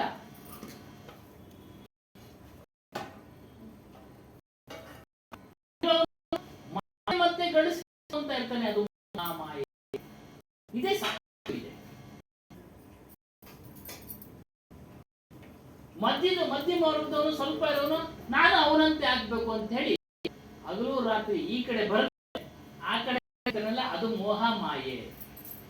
ಅದು ಸತ್ಸಂಗದ ಕಡೆ ಬರೋದಿಲ್ಲ. ಅವನಂಗ 24 ಗಂಟೆ ಅದರಲ್ಲಿ ಅವ್ರಿಗೂ ಗಳಿಸ್ಬೇಕು ಗಳಿಸಿ ಬೇಡ ಅದು ಮಾಡಲೇಬೇಕು. ನೀವು ಪ್ರಾಮಾಣಿಕವಾಗಿ ಕರ್ತವ್ಯಗಳನ್ನು ಮಾಡಬೇಕು, ಬಿಡಬಾರ್ದು. ಆದರೆ ಪ್ರಾರಬ್ಧ ಕರ್ಮಕ್ಕೆ ಅನುಗುಣವಾಗಿ ನಮ್ಮ ಸಾಮರ್ಥ್ಯಕ್ಕೆ ಅನುಗುಣವಾಗಿ ಅಷ್ಟೇ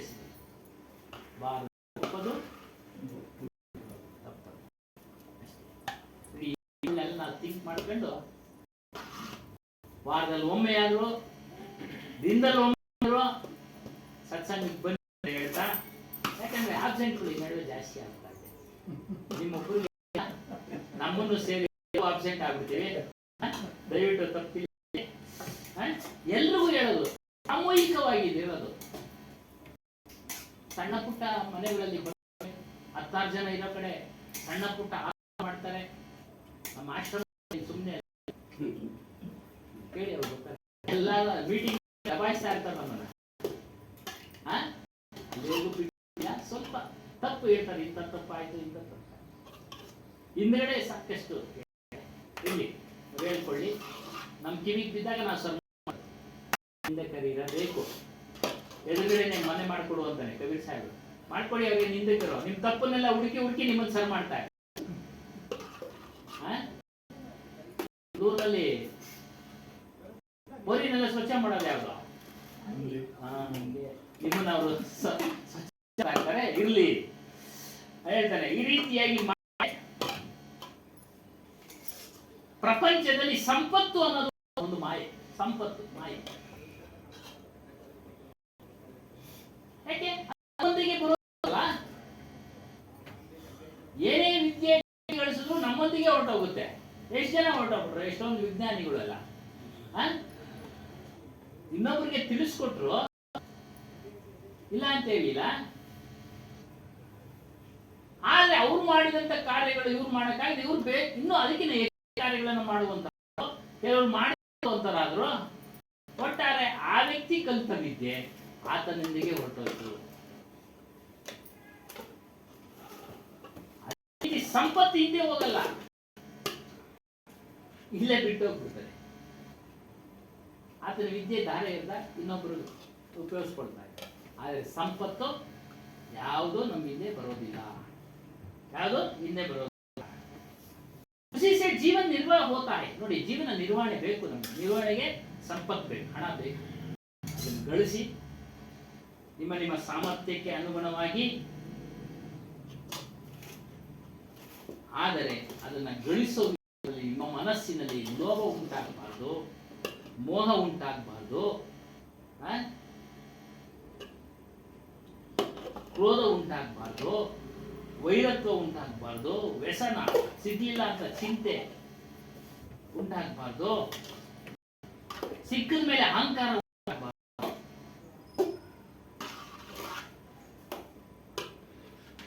ಇವೆಲ್ಲ ಮನಸ್ಸಿನಲ್ಲಿ ನಾನಾ ರೀತಿಯಾಗಿ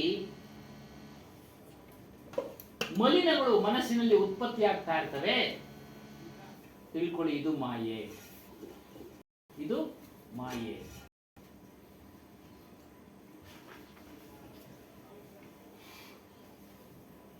ಇನ್ನೊಂದು ವಾಕ್ಯ, ಪಂಡಕ್ಕೆ 3 ರೀತಿ ತೀರ್ಥ ಮೇ ಪಾನಿ.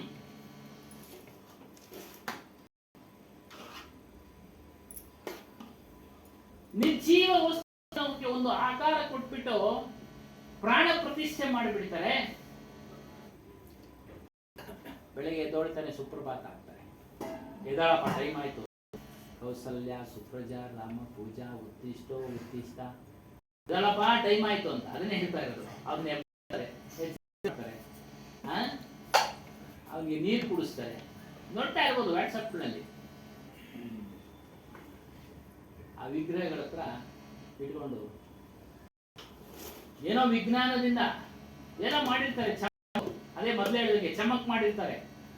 ಅದನ್ನ ತೆಗೆದುಕೊಳ್ಳೋ ಹಾಗೆ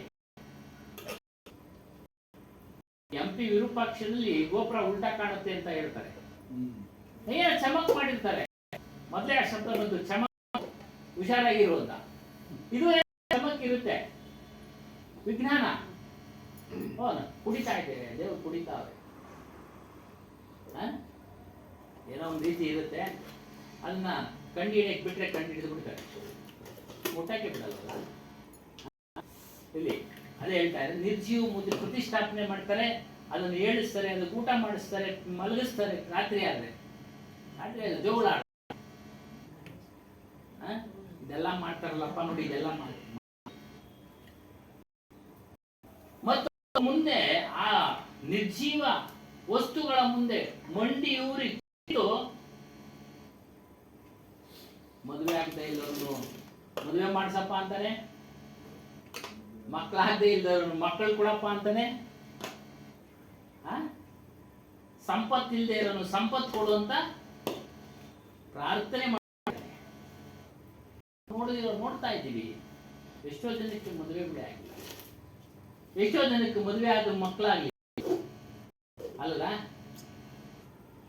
ಎಷ್ಟೋ ಜನ ಪ್ರತಿ ತಿಂಗಳು ಪ್ರತಿ ವರ್ಷನೂ ಹೋಗ್ತಾರೆ, ಶ್ರೀಮಂತಿಕೆ ಅವರು ಬರಲೇ ಇಲ್ಲ, ಶ್ರೀಮಂತಿಕೆ ಬರಲೇ ಇಲ್ಲ.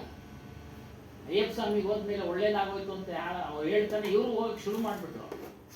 18 ಸಾರಿ ಹೋಗಿ ಬಂದ್ರು ಇವರು 18 ದಾಟಿ 19 ಹೋಗ್ಲಿಲ್ಲ, ಅಲ್ಲೇ ಇದ್ದಾರೆ. ಅಲ್ಲೇನಮ್ಮ, ಅಲ್ಲೇ ಇದ್ದಾರೆ. ಏನು ಕಾರಣ? ಅವ್ರ ಪ್ರಾರಂಭದಲ್ಲಿ ಅಷ್ಟೇ ಇರೋದು. ಅದಕ್ಕಿಂತ ಹೆಚ್ಚಿನಾಗಿ ಕೆಲಸ ಕಾರ್ಯಗಳ ಬುದ್ಧಿವಂತಿಕೆಯಿಂದ ಮಾಡಿದ್ರೆ 19ನೇ ಮೆಟ್ಲು ಹೋಗ್ತಾರೆ. ಆಗ್ಲೇ ಹೇಳಿದ್ದಾರೆ ಕರ್ಮ. ಇಲ್ಲಿ ಹೋಗ್ಬಿಟ್ರ ಅವರು ಒಳಗಡೆ ನಮ್ಮೂರಲ್ಲಿ ಹೇಳಿ ಸೋಮನಾಥ್ಗೆ ಸುಮಾರು ಒಂದು 20 ಸತಿ ಹೋಗಿ ಬಂದವ್ರೆ. ಮೊದ್ಲು ಹೆಂಗಿದ್ರು ಹಂಗೆ ಅವ್ರೆ. ಅಮರ್ನಾಥ್ ಮೊದ್ಲು ಹೆಂಗಿದ್ದೆ ಯವನ ಮಗ ಅವರ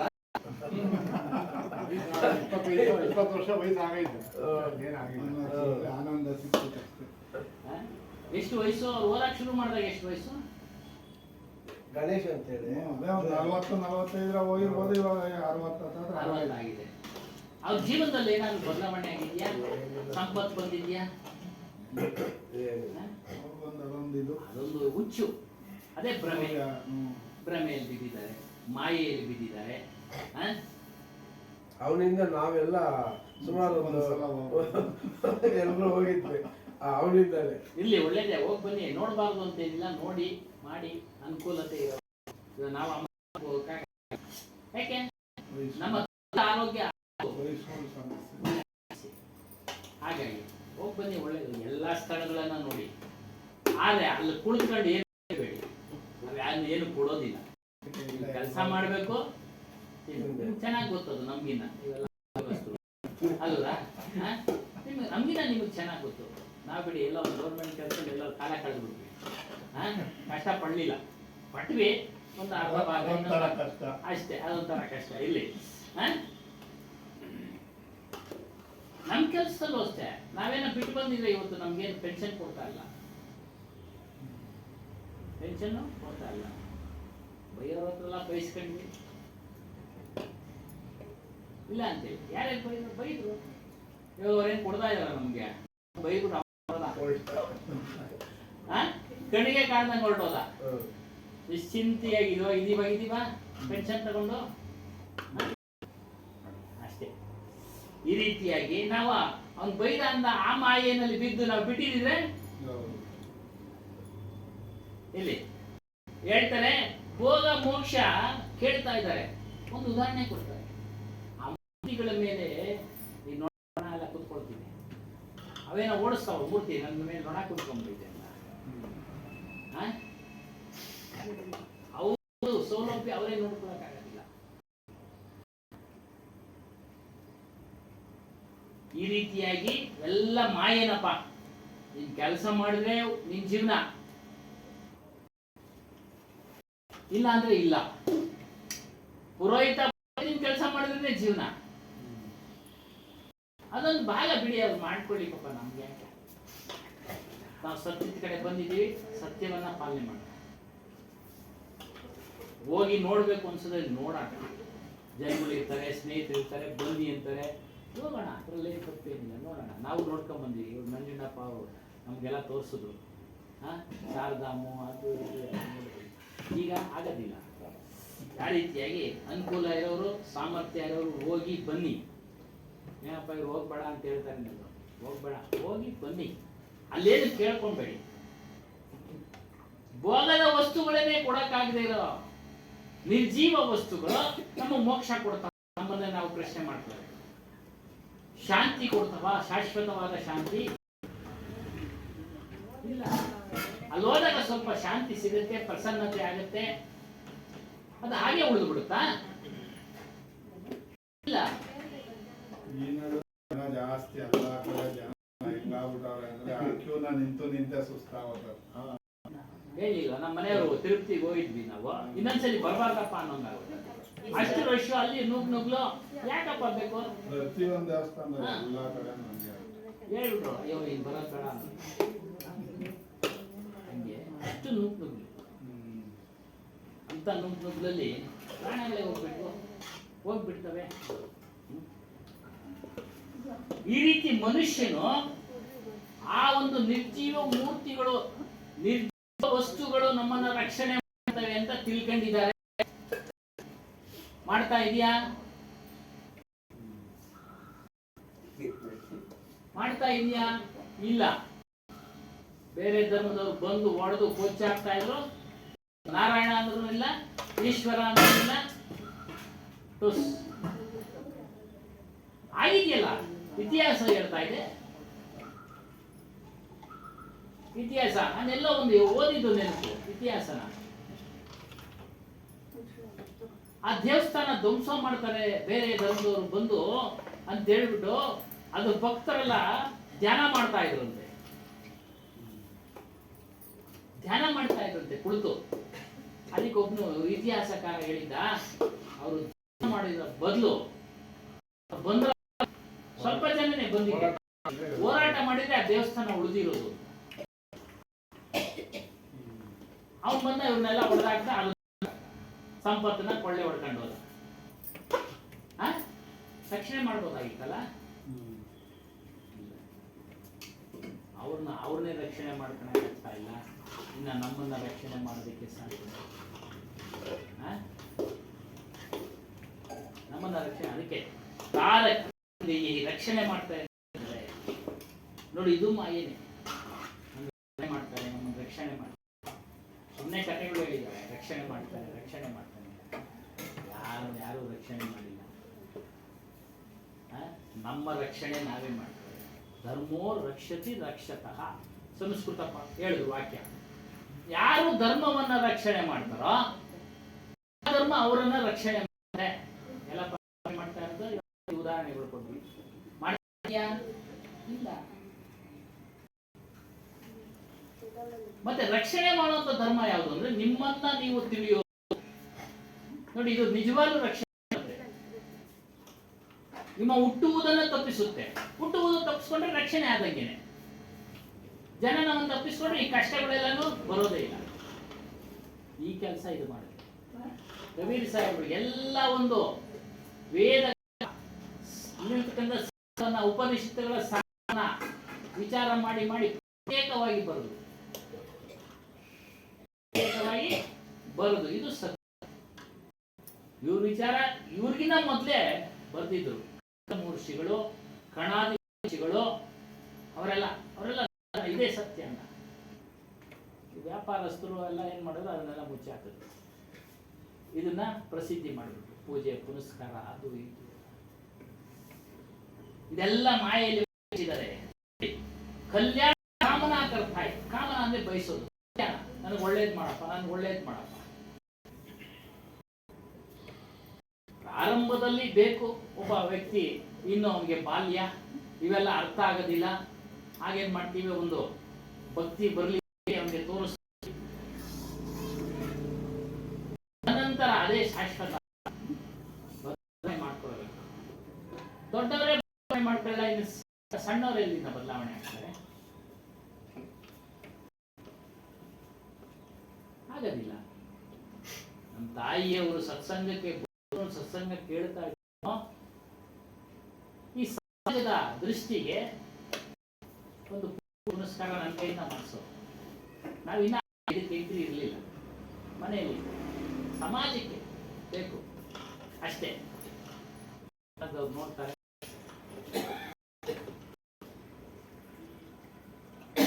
ಆದರೆ ವೈಯಕ್ತಿಕವಾಗಿ ಅವರು ಆ ಒಂದು ಮಾರ್ಗದಲ್ಲಿ ಇದ್ರು. ಈಗಲೂ ಇದ್ದಾರೆ, ನಾವು ನೋಡ್ತಾ ಇದ್ದೀವಿ. ಅವರಿದ್ದಾರೆ. ಇವೆಲ್ಲ ಮಾಯೇನಪ್ಪ, ಇದನ್ನ ತಿಳ್ಕೊ. ಮತ್ತೆ ಮೂರ್ತಿಗಳು, ಚಿತ್ರಗಳು ಇವೆಲ್ಲ ಅಂತಂದ್ರೆ ಸ್ಮಾರಕ ಅಂದ್ರೆ ಅವರ ಜೀವನ ನೆನಪಿಸಿಕೊಡುತ್ತಾರೆ. ರಾಜ್ಕುಮಾರ್ ಸ್ಮಾರಕ ಇದೆ, ವಿಷ್ಣು ಸ್ಮಾರಕ ಇದೆ, ಎಲ್ಲ ಅವರ ರೂಪಗಳಲ್ಲಿ ಅವರ ಜೀವನ, ಅವರ ವೈಯಕ್ತಿಕ ಸ್ವಭಾವಗಳನ್ನು ನಮಗೆ ಮಾಡಿಕೊಡ್ತವೆ.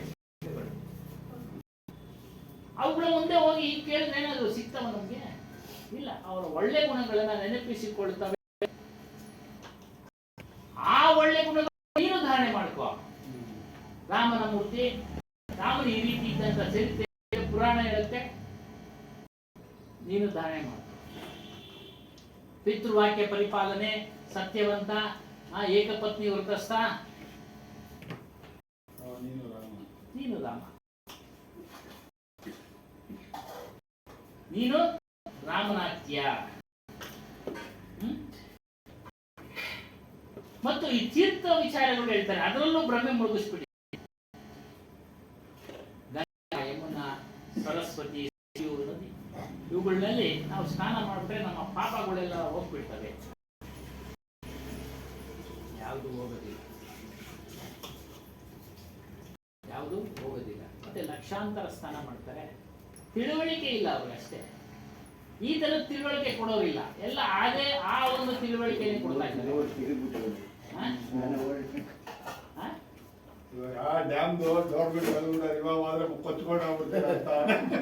ಎಲ್ಲಿ ಬಿಡೋದೇ ಇಲ್ಲ, ಪೊಲೀಸ್ನವ್ರು ಎಲ್ಲ ಕಡೆ ಇವಾಗ ಒಳ್ಳೆ ಉದಾಹರಣೆ ಇದೆ ಅವರು ಕೊಟ್ಟಿದ್ದಾರೆ. ಪಾಪ ಹೋಗುತ್ತೆ ಅಂತ ಅಷ್ಟೇ. ಹಾಗಾಗಿ ನಮ್ಗೆ ಭ್ರಮೆನಲ್ಲಿ ಮುಳುಗಿಸಿದ್ದಾರೆ. ನೀನು ಸ್ನಾನ ಮಾಡಿದ್ರೆ ಇನ್ನಲ್ಲಿರೋ ಪಳೆ ಹೊಟ್ಟೋಗುತ್ತಪ್ಪ ಅಷ್ಟೇ, ನೀನು ಪಾಪ ಹೋಗೋದಿಲ್ಲ. ಹೋಗುತ್ತೆ ಅಲ್ಲೇನೋ ಒಂದು ಶಾಂತಿ ಸಿಗುತ್ತೆ, ಸಮಾಧಾನ ಸಿಗುತ್ತೆ. ನಾವು ಇಂಥ ಕಡೆ ನಮ್ಮ ಪಾಪ ಮಾಡಿರ್ಬೇಕು, ಫಲ ನಾವೇ ಅನ್ಬೇಕು. ಯಾರು ತಯಾರಿಲ್ಲ. ಅನೇಕ ಕಥೆಗಳ ಮೂಲಕ ಎಚ್ಚರಿಕೆ ಕೊಡ್ತಾ ಇರ್ತಾರೆ. ಒಂದು ಚೆನ್ನಾಗಿ ಉದಾಹರಣೆ. ಅದೇ ಶಿಷ್ಯ ಒಂದು ಗುರು ಕೇಳ್ತಾನಂತೆ, ಗಂಗೆ ಒಳಗೆ ಮುಳುಗಿದ್ರೆ ಪಾಪ ಓದ್ತಾ ಐತೆ ಅಂತೆಲ್ಲ ಹೇಳ್ತಾರೆ. ಏನ್ ಗುರುಗಳೇ ಗುರುಗಳ ನಡಿ ಹೋಗಂಗ ಕೇಳೋಣ ನಡಿ ಅಂತ ಗಂಗೆ ಹತ್ರಕ್ಕೆ ಹೋಗಿ ಎಲ್ಲ ನೀವು ಪಾಪಗಳೆಲ್ಲ ತಗೊಂತಾ ಇದ್ದೆ ಅಂತ ನಿಜಾನ? ತಗೊಂತಾ ಇದ್ದೀನಿ, ನನ್ನ ಹತ್ರ ಇಟ್ಕೊಳಕ್ಕಾಗಿಲ್ಲ, ನಾನು ಸಮುದ್ರಕ್ಕೆ ಕಳಿಸ್ಬಿಡ್ತಾ ಇದ್ದೀನಿ ಎಲ್ಲ ಅಂತ ಸಮುದ್ರಕ್ಕೆ ಸಮುದ್ರದ ಹತ್ರ ಹೋಗೋಣ ನಡಿ ಅಂತ ಸಮುದ್ರದ ಹತ್ರ ಹೋಗಿ ಕೇಳಿದ್ರು. ಸಮುದ್ರನ ಹೇಳ್ದಂತೆ, ನನ್ನ ಹತ್ರಕ್ಕೆ ಬರ್ತಾ ಇದೆ, ನನ್ನ ಹತ್ರನೂ ಇಟ್ಕೊಳಕ್ಕಾಗಿಲ್ಲ, ನಾನು ಸೀದಾ ಎಲ್ಲ ನಾಲ್ಕು ಕಳಿಸ್ಬಿಡ್ತಾ ಇದ್ದೀನಿ ಪಾಪ ನನ್ನ. ಸರಿ, ಯಾರು ಗೊತ್ತಾಯಿದೆ? ಮೋಡಗಳು ಗೊತ್ತಾಯಿದೆ. ಮೋಡಗಳು ನಾವು ಕೇಳೋಣ ನಡಿ ಅಂತ ಮೋಡಗಳನ್ನ ಇಲ್ಲ, ನಾನು ಅವ್ರವ್ರ ಮೇಲೆ ಹಾಕ್ಬಿಡ್ತಾ ಇದ್ದೀನಿ ಪಾಪ ಎಲ್ಲ ಅಂತ ಅದೇ ಹೇಳ್ತಾರೆ. ನಾನೇ ಇಟ್ಕೊಳ್ಳಿ ಹಂಗೆ ನಮ್ಮ ದಯಣ ಒಂದು ಸ್ವಲ್ಪ ಮಾತಾಡೋದು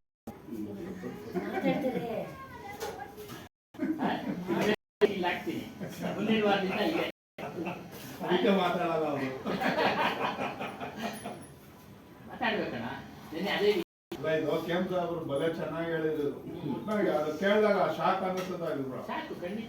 ನಮ್ ತಿರ್ಗ ನಮ್ಮ ರಿಟರ್ನ್ ಆದ್ರೆ ಕರ್ಮ ರಿಟರ್ನ್ಸ್ ಅನ್ನೋದು ಕೃಷ್ಣನೇ ಹೇಳ್ತಾನೆ ಅರ್ಜುನ, ನೀನ್ ಮಾಡಿದ್ದು ನೀನೇ ಅನುಭವಿಸ್ಬೇಕಪ್ಪ ಅಂತ. ನೀನ್ ಮಾಡಿದ್ದು ನೀನೇ ಅನುಭವಿಸ್ಬೇಕು, ಆದ್ರೂ ನೀನ್ ಮಾಡ್ಬೇಕು ಅಂತ. ಅದು ಪ್ರಶ್ನೆ ಕೇಳ್ಬಿಟ್ರಲ್ಲಿ. ಹಾಗಾಗಿ ಯಾಕೆ ಯುದ್ಧ ಮಾಡಿಸ್ತಾ ಕೃಷ್ಣ ಹಂಗ ಹೇಳುವವನು? ಆ ಸಮಯದಲ್ಲಿ ಅವಶ್ಯಕವಾಗಿತ್ತು, ಆಗ ಮಾಡಿಸ್ತಾ. ಅವನು ರೀತಿ ಹೇಳ್ದ, ಕರ್ಮಯೋಗ ಹೇಳ್ದ, ಭಕ್ತಿ ಯೋಗ ಯೋಗ ಹೇಳ್ದ, ಜ್ಞಾನ ಯೋಗ ಹೇಳ್ದ, ಧ್ಯಾನ ಯೋಗನೂ ಹೇಳ್ದ. ಅದನ್ನ 18 ಅಧ್ಯಾಯ ರೂಪದಲ್ಲಿ ತಿಳಿಸಿದೆ. ಅದರಲ್ಲೂ ಒಳ್ಳೊಳ್ಳೆ ವಿಚಾರಗಳು ತುಂಬಿದೆ. ಅದೇ ಕನ್ಫ್ಯೂಸ್ ಮಾಡ್ಕೊಂಡು ಅವನ್ನ ಪೂಜೆ ಮಾಡ್ತಾ ಇದ್ದಾರೆ. ನನ್ನ ಸ್ವರೂಪ ಅಂದ್ರೆ ನಮ್ಮ ಸ್ವರೂಪ, ಸ್ವರೂಪನ ನಾವ್ಯಾಕೆ ಪೂಜೆ ಮಾಡಕ್ಕಾಗಲ್ಲ? ಆಗತ್ತಾ? ಅವ್ನು ಜೀವಂತವಾಗಿದ್ರೆ ಅವನು ಒಳ್ಳೆ ಜ್ಞಾನಿ ಅಂತೇಳಿ ನಾವು ಮಾಡೋದು. ಇವಾಗ ಇಲ್ಲ, ಅವ್ನು ಮೂರ್ತಿ ಪೂಜೆ ಮಾಡೋದ್ರಿಂದ ಏನು ಪ್ರಯೋಜನ ಇಲ್ಲ. ಅದಕ್ಕೆ ಮೂರ್ತಿ ಸ್ಮಾರಕಗಳು. ಮತ್ತೆ ನಾವು ಮಾಡ್ತಾ ಇದೀವಿ ಕಬೀರ್ ಸಾಹೇಬ್ ನಮ್ಮ ಭಕ್ತಿ ತೋರಿಸ್ತಾ ಇದೀವಿ ಅಷ್ಟೇ. ಗೊತ್ತಾಗ್ಲಿ ಬಂದಂತವ್ರಿಗೆ, ಯಾರು ಹೊಸಬರಿಗೆ ಪೂಜೆ ಪುನಸ್ಕಾರಗಳು ಭಕ್ತಿಯ ಭಾಗ. ಆದ್ರೆ ನಾವು ಓದ್ತಾ ಇರೋದು ಸ್ವತಃ ನಾವೇ. ನೀವು ಕೇಳ್ತಾ ಇದ್ದೀರಾ, ನೀವು ಹೇಳ್ತಾ ಇದ್ದೀರಿ, ನಾವು ಕೇಳ್ತಾ ಇದ್ದೀವಿ. ಚೈತನ್ಯ ನೋಡಿ, ಅವ್ರ ವಾಣಿ ಜೀವಂತ. ಆ ವಾಣಿಯನ್ನು ನಾವೆಲ್ಲ ಅಳವಡಿಸ್ಕೊಂಡು ತರ್ಕ ಮಾಡ್ತಾ ಇದ್ದೀವಿ, ವಾದ ಮಾಡ್ತಾ ಇದ್ದೀವಿ, ತಿಳಿತಾ ಇದ್ದೀವಿ. ಇದು ಸತ್ಯ, ಇದು ಸತ್ಯ. ಸ್ಮಾರಕ. ಅವರು ಒಂದು ಕಬೀರ್ ಸಾಹೇಬರು ಒಂದು ಸ್ಮಾರಕ. ಅವ್ರು ಇಂಥ ವಾಣಿನ ಬೋಧೆ ಮಾಡಿದ್ರು, ಪಾರಕ್ ವಿಚಾರ ತಿಳಿಸಿದ್ರು, ಸತ್ಯವಾದ ಯಥಾರ್ಥವಾದ ವಿಚಾರವನ್ನ ತಿಳಿಸಿದ್ರು. ಅದು ಯಾವ ಸ್ವರೂಪದ ವಿಚಾರ, ಜಡ ಚೈತನ್ಯದ ವಿಚಾರ, ಮಾಯೆಯ ವಿಚಾರ. ಈ ರೀತಿ ಚಿಂತನೆ ಮಾಡಬೇಕು. ಹಾಗೆ ಹೇಳಿದಂಗೆ ಆ ಸ್ಮಾರಕ ಮಾಡೋರಲ್ಲ, ಯಾರು ಮಾಡಿಸ್ಕೊಂಡ್ರು ರಾಜ್ಕುಮಾರ್ ಅವರು, ಅವ್ರು ಒಳ್ಳೆ ಗುಣಗಳನ್ನು ತೆಗೆದುಕೊಳ್ಳಿ. ಇದು ಅಷ್ಟೇ. ಪ್ರಾಣಿಗಳು ಬರ್ದಿದ್ದಾರೆ, ಅಳವಡಿಸ್ಕೊಳ್ಳೋಣ. ಈ ರೀತಿ ನಾವು ಸುತ್ತುತ್ತಾ ಇದ್ದೀವಿ ತೀರ್ಥಕ್ಷೇತ್ರಗಳನ್ನೆಲ್ಲ. ಮಾನಸಿಕವಾಗಿ ನಮ್ಮ ಭಾವನೆಯಲ್ಲಿ ಇರ್ತವೆ, ಯಾರೋ ಹೇಳಿರ್ತಾರೆ, ಅವಾಗ ನಾವು ಅದು ಮೇಲೆ ಪ್ರಭಾವ ಬೀರುತ್ತೆ. ಸ್ವಲ್ಪ ಶಾಂತಿನೂ ಸಿಗುತ್ತೆ. ಶಾಶ್ವತವಾದ ಶಾಂತಿ ಸಿಗೋದಿಲ್ಲ. ಅದರಿಂದ ತೆಗೆದುಕೊಂಡ್ರೆ ಶಾಶ್ವತವಾದ ಶಾಂತಿ ಸಿಗೋದಿಲ್ಲ, ಮೋಕ್ಷ ಸಿಗೋದಿಲ್ಲ. ಇದು ಒಂದು ಮಾಯೆ. ಅಲ್ಲಿ ಹೋಗ್ಬಿಟ್ರೆ ಮೋಕ್ಷ ಸಿಕ್ಬಿಡುತ್ತೆ, ಇಲ್ಲಿ ಹೋಗ್ಬಿಟ್ರೆ ಮೋಕ್ಷ ಸಿಗುತ್ತೆ.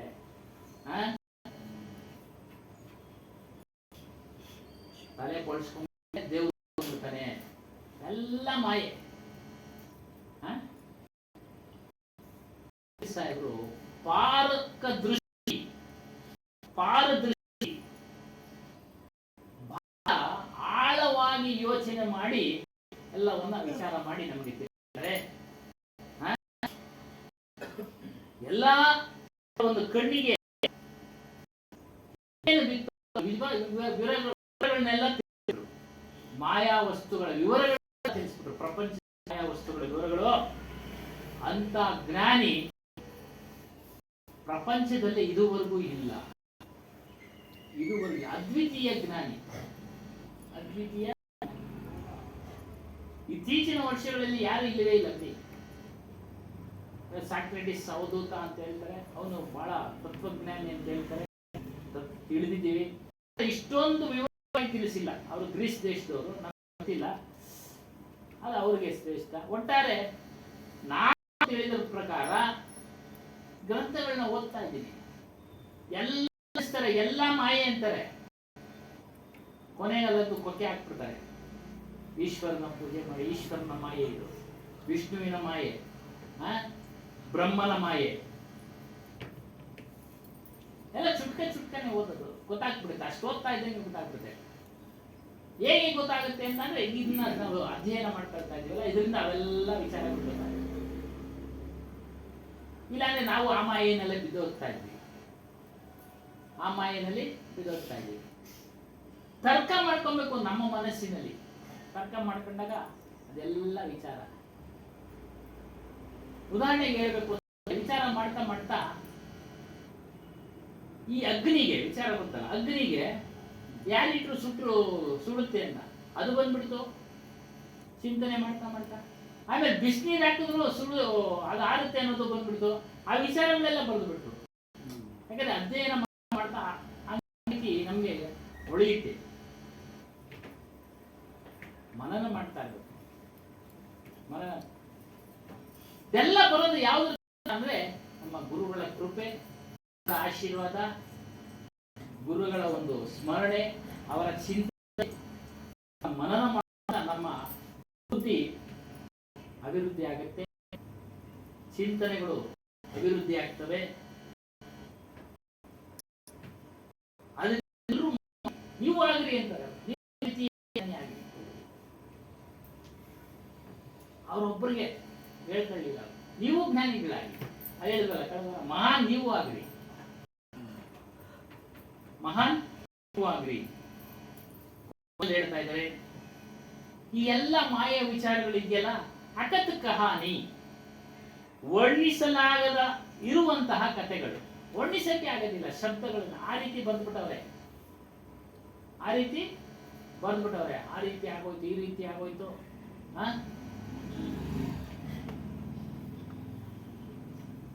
ಮತ್ತು ಆ ಮಾಯೆಯ ಲಿಸ್ಟು, ಪ್ರಾಪಂಚಿಕ ಮಾಯೆಯ ಲಿಸ್ಟ್ ಏನು ಒಂದು ಸಣ್ಣ ಲಿಸ್ಟ್ ಏನಲ್ಲ, ಬಹಳ ದೊಡ್ಡ ಲಿಸ್ಟ್ ಇದೆ. ಅದನ್ನ ಲೆಕ್ಕ ಹಾಕಕ್ಕೆ ಆಗೋದಿಲ್ಲ, ನಾವು ಲೆಕ್ಕ ಹಾಕಕ್ಕೆ ಆಗೋದಿಲ್ಲ. ಅಸಂಭವ ಗಿನ್ಕರಾಪಾನ ಅಸಂಭವ. ಎಲ್ಲಿವರೆಗೂ ಹೇಳಿದ್ರು ಸಾಧ್ಯನೇ ಇಲ್ಲ, ಅಷ್ಟು ಮಾಯಾ ಒಂದು ವಸ್ತುಗಳಿದೆ ಪ್ರಪಂಚದಲ್ಲಿ.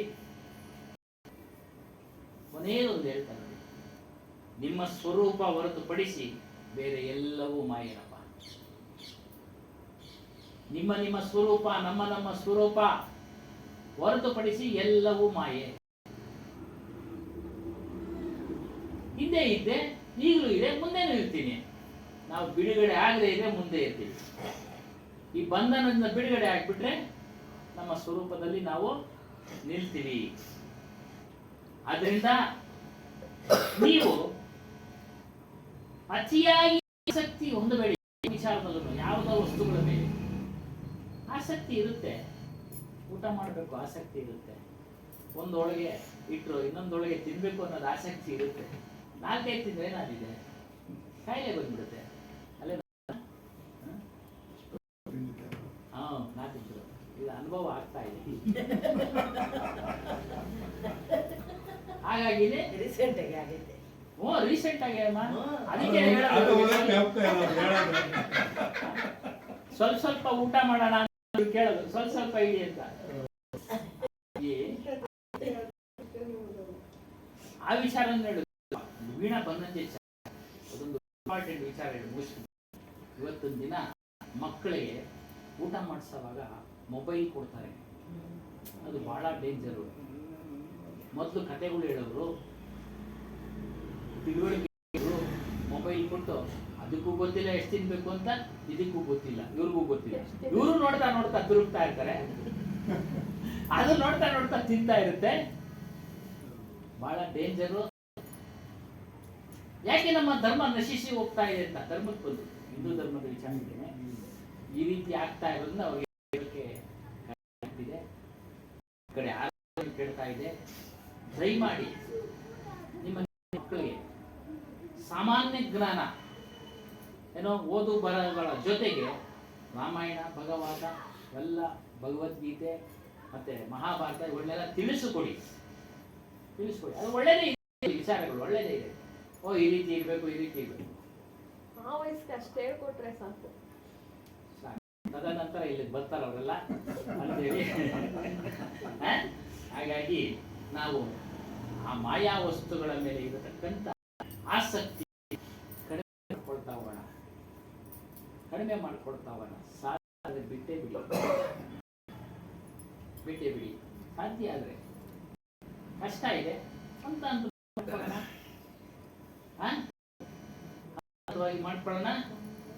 ಈಗ ಮಾಡ್ಕೊಂಡಾಗ ನೀವು ಯಾವುದು ಬಲೆಗೂ ಸಿಕ್ಕಾಕೊಳ್ಳೋದಿಲ್ಲ. ಕೊನೆ ಮಾತು, ಯಾವ್ದ ಮಾಯಾ ವಸ್ತುಗಳಿಗೆ ಬಲೆಗೆ ನೀವು ಸಿಕ್ಕಿ ಆಗಿಕೊಳ್ಳೋದಿಲ್ಲ. ಯಾರು ಒಳ್ಳೆ ಮಾತು ಏನ್ ಹೇಳಿದ್ರು ಗೊತ್ತಾಗ್ಬಿಡುತ್ತೆ. ನೀವು ನಮ್ಗೆ ಆಗ್ತಾವನೆ ಟೋಪಿ ಅಂತ ಗೊತ್ತಾಗ್ಬಿಡುತ್ತೆ. ನಾವು ಸಿಗಾಕೊಳ್ಳೋದಿಲ್ಲ. ಹಾಗಾಗಿ ನಮ್ಮ ಆತ್ಮಸ್ವರೂಪದಲ್ಲಿ ನಿಲ್ಲೋಣ. ಅದನ್ನು ಹೊರತುಪಡಿಸಿ ಎಲ್ಲ ಮಾಯೆ. ಅದನ್ನ ನೀವು ಗಳಿಸಿ, ಪಡೆದುಕೊಳ್ಳಿ, ಅನುಭವಿಸಿ ಅಂತ ಕೊನೆ ಒಂದು ಹೇಳಿ ಅದನ್ನು ನಾನು ನಿಮ್ಮ ಕಾರ್ಯಕ್ರಮ ಬೋಲಿಯೇ ಸತ್ಯನಾಮ ಸಾಹೇಬ ಕಿ ಜೈ, ಸದ್ಗುರು ಶ್ರೀ ಹನುಮಾನ್ ದೇವ್ की जय, माता की जय, सर्व संत महाराज की जय।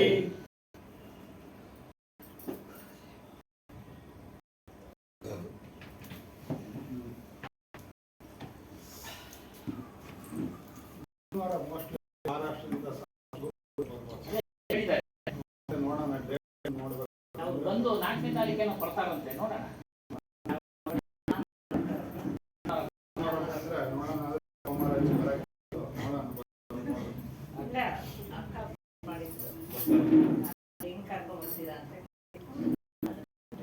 ಹೆಂಗ್ ಕರ್ಕೊಂಬತ್ತೀರಾ ಅಂದ್ರೆ ನನಗೆ ವಯಸ್ಸಿ ಕರ್ಕೊಂಬತ್ತೀರ ಬಸ್ನಾಗ ಕರ್ಕೊಂಬರೋದು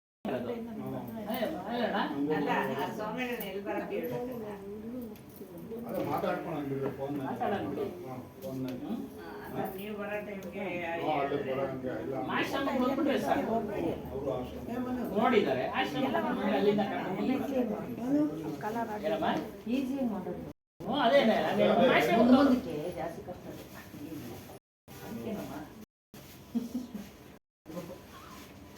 ಈಸಿಯಾಗಿ ಸರಳವಾಗಿರ್ಬೇಕು, ಯಾವುದು ಈಸಿಯಾಗಿ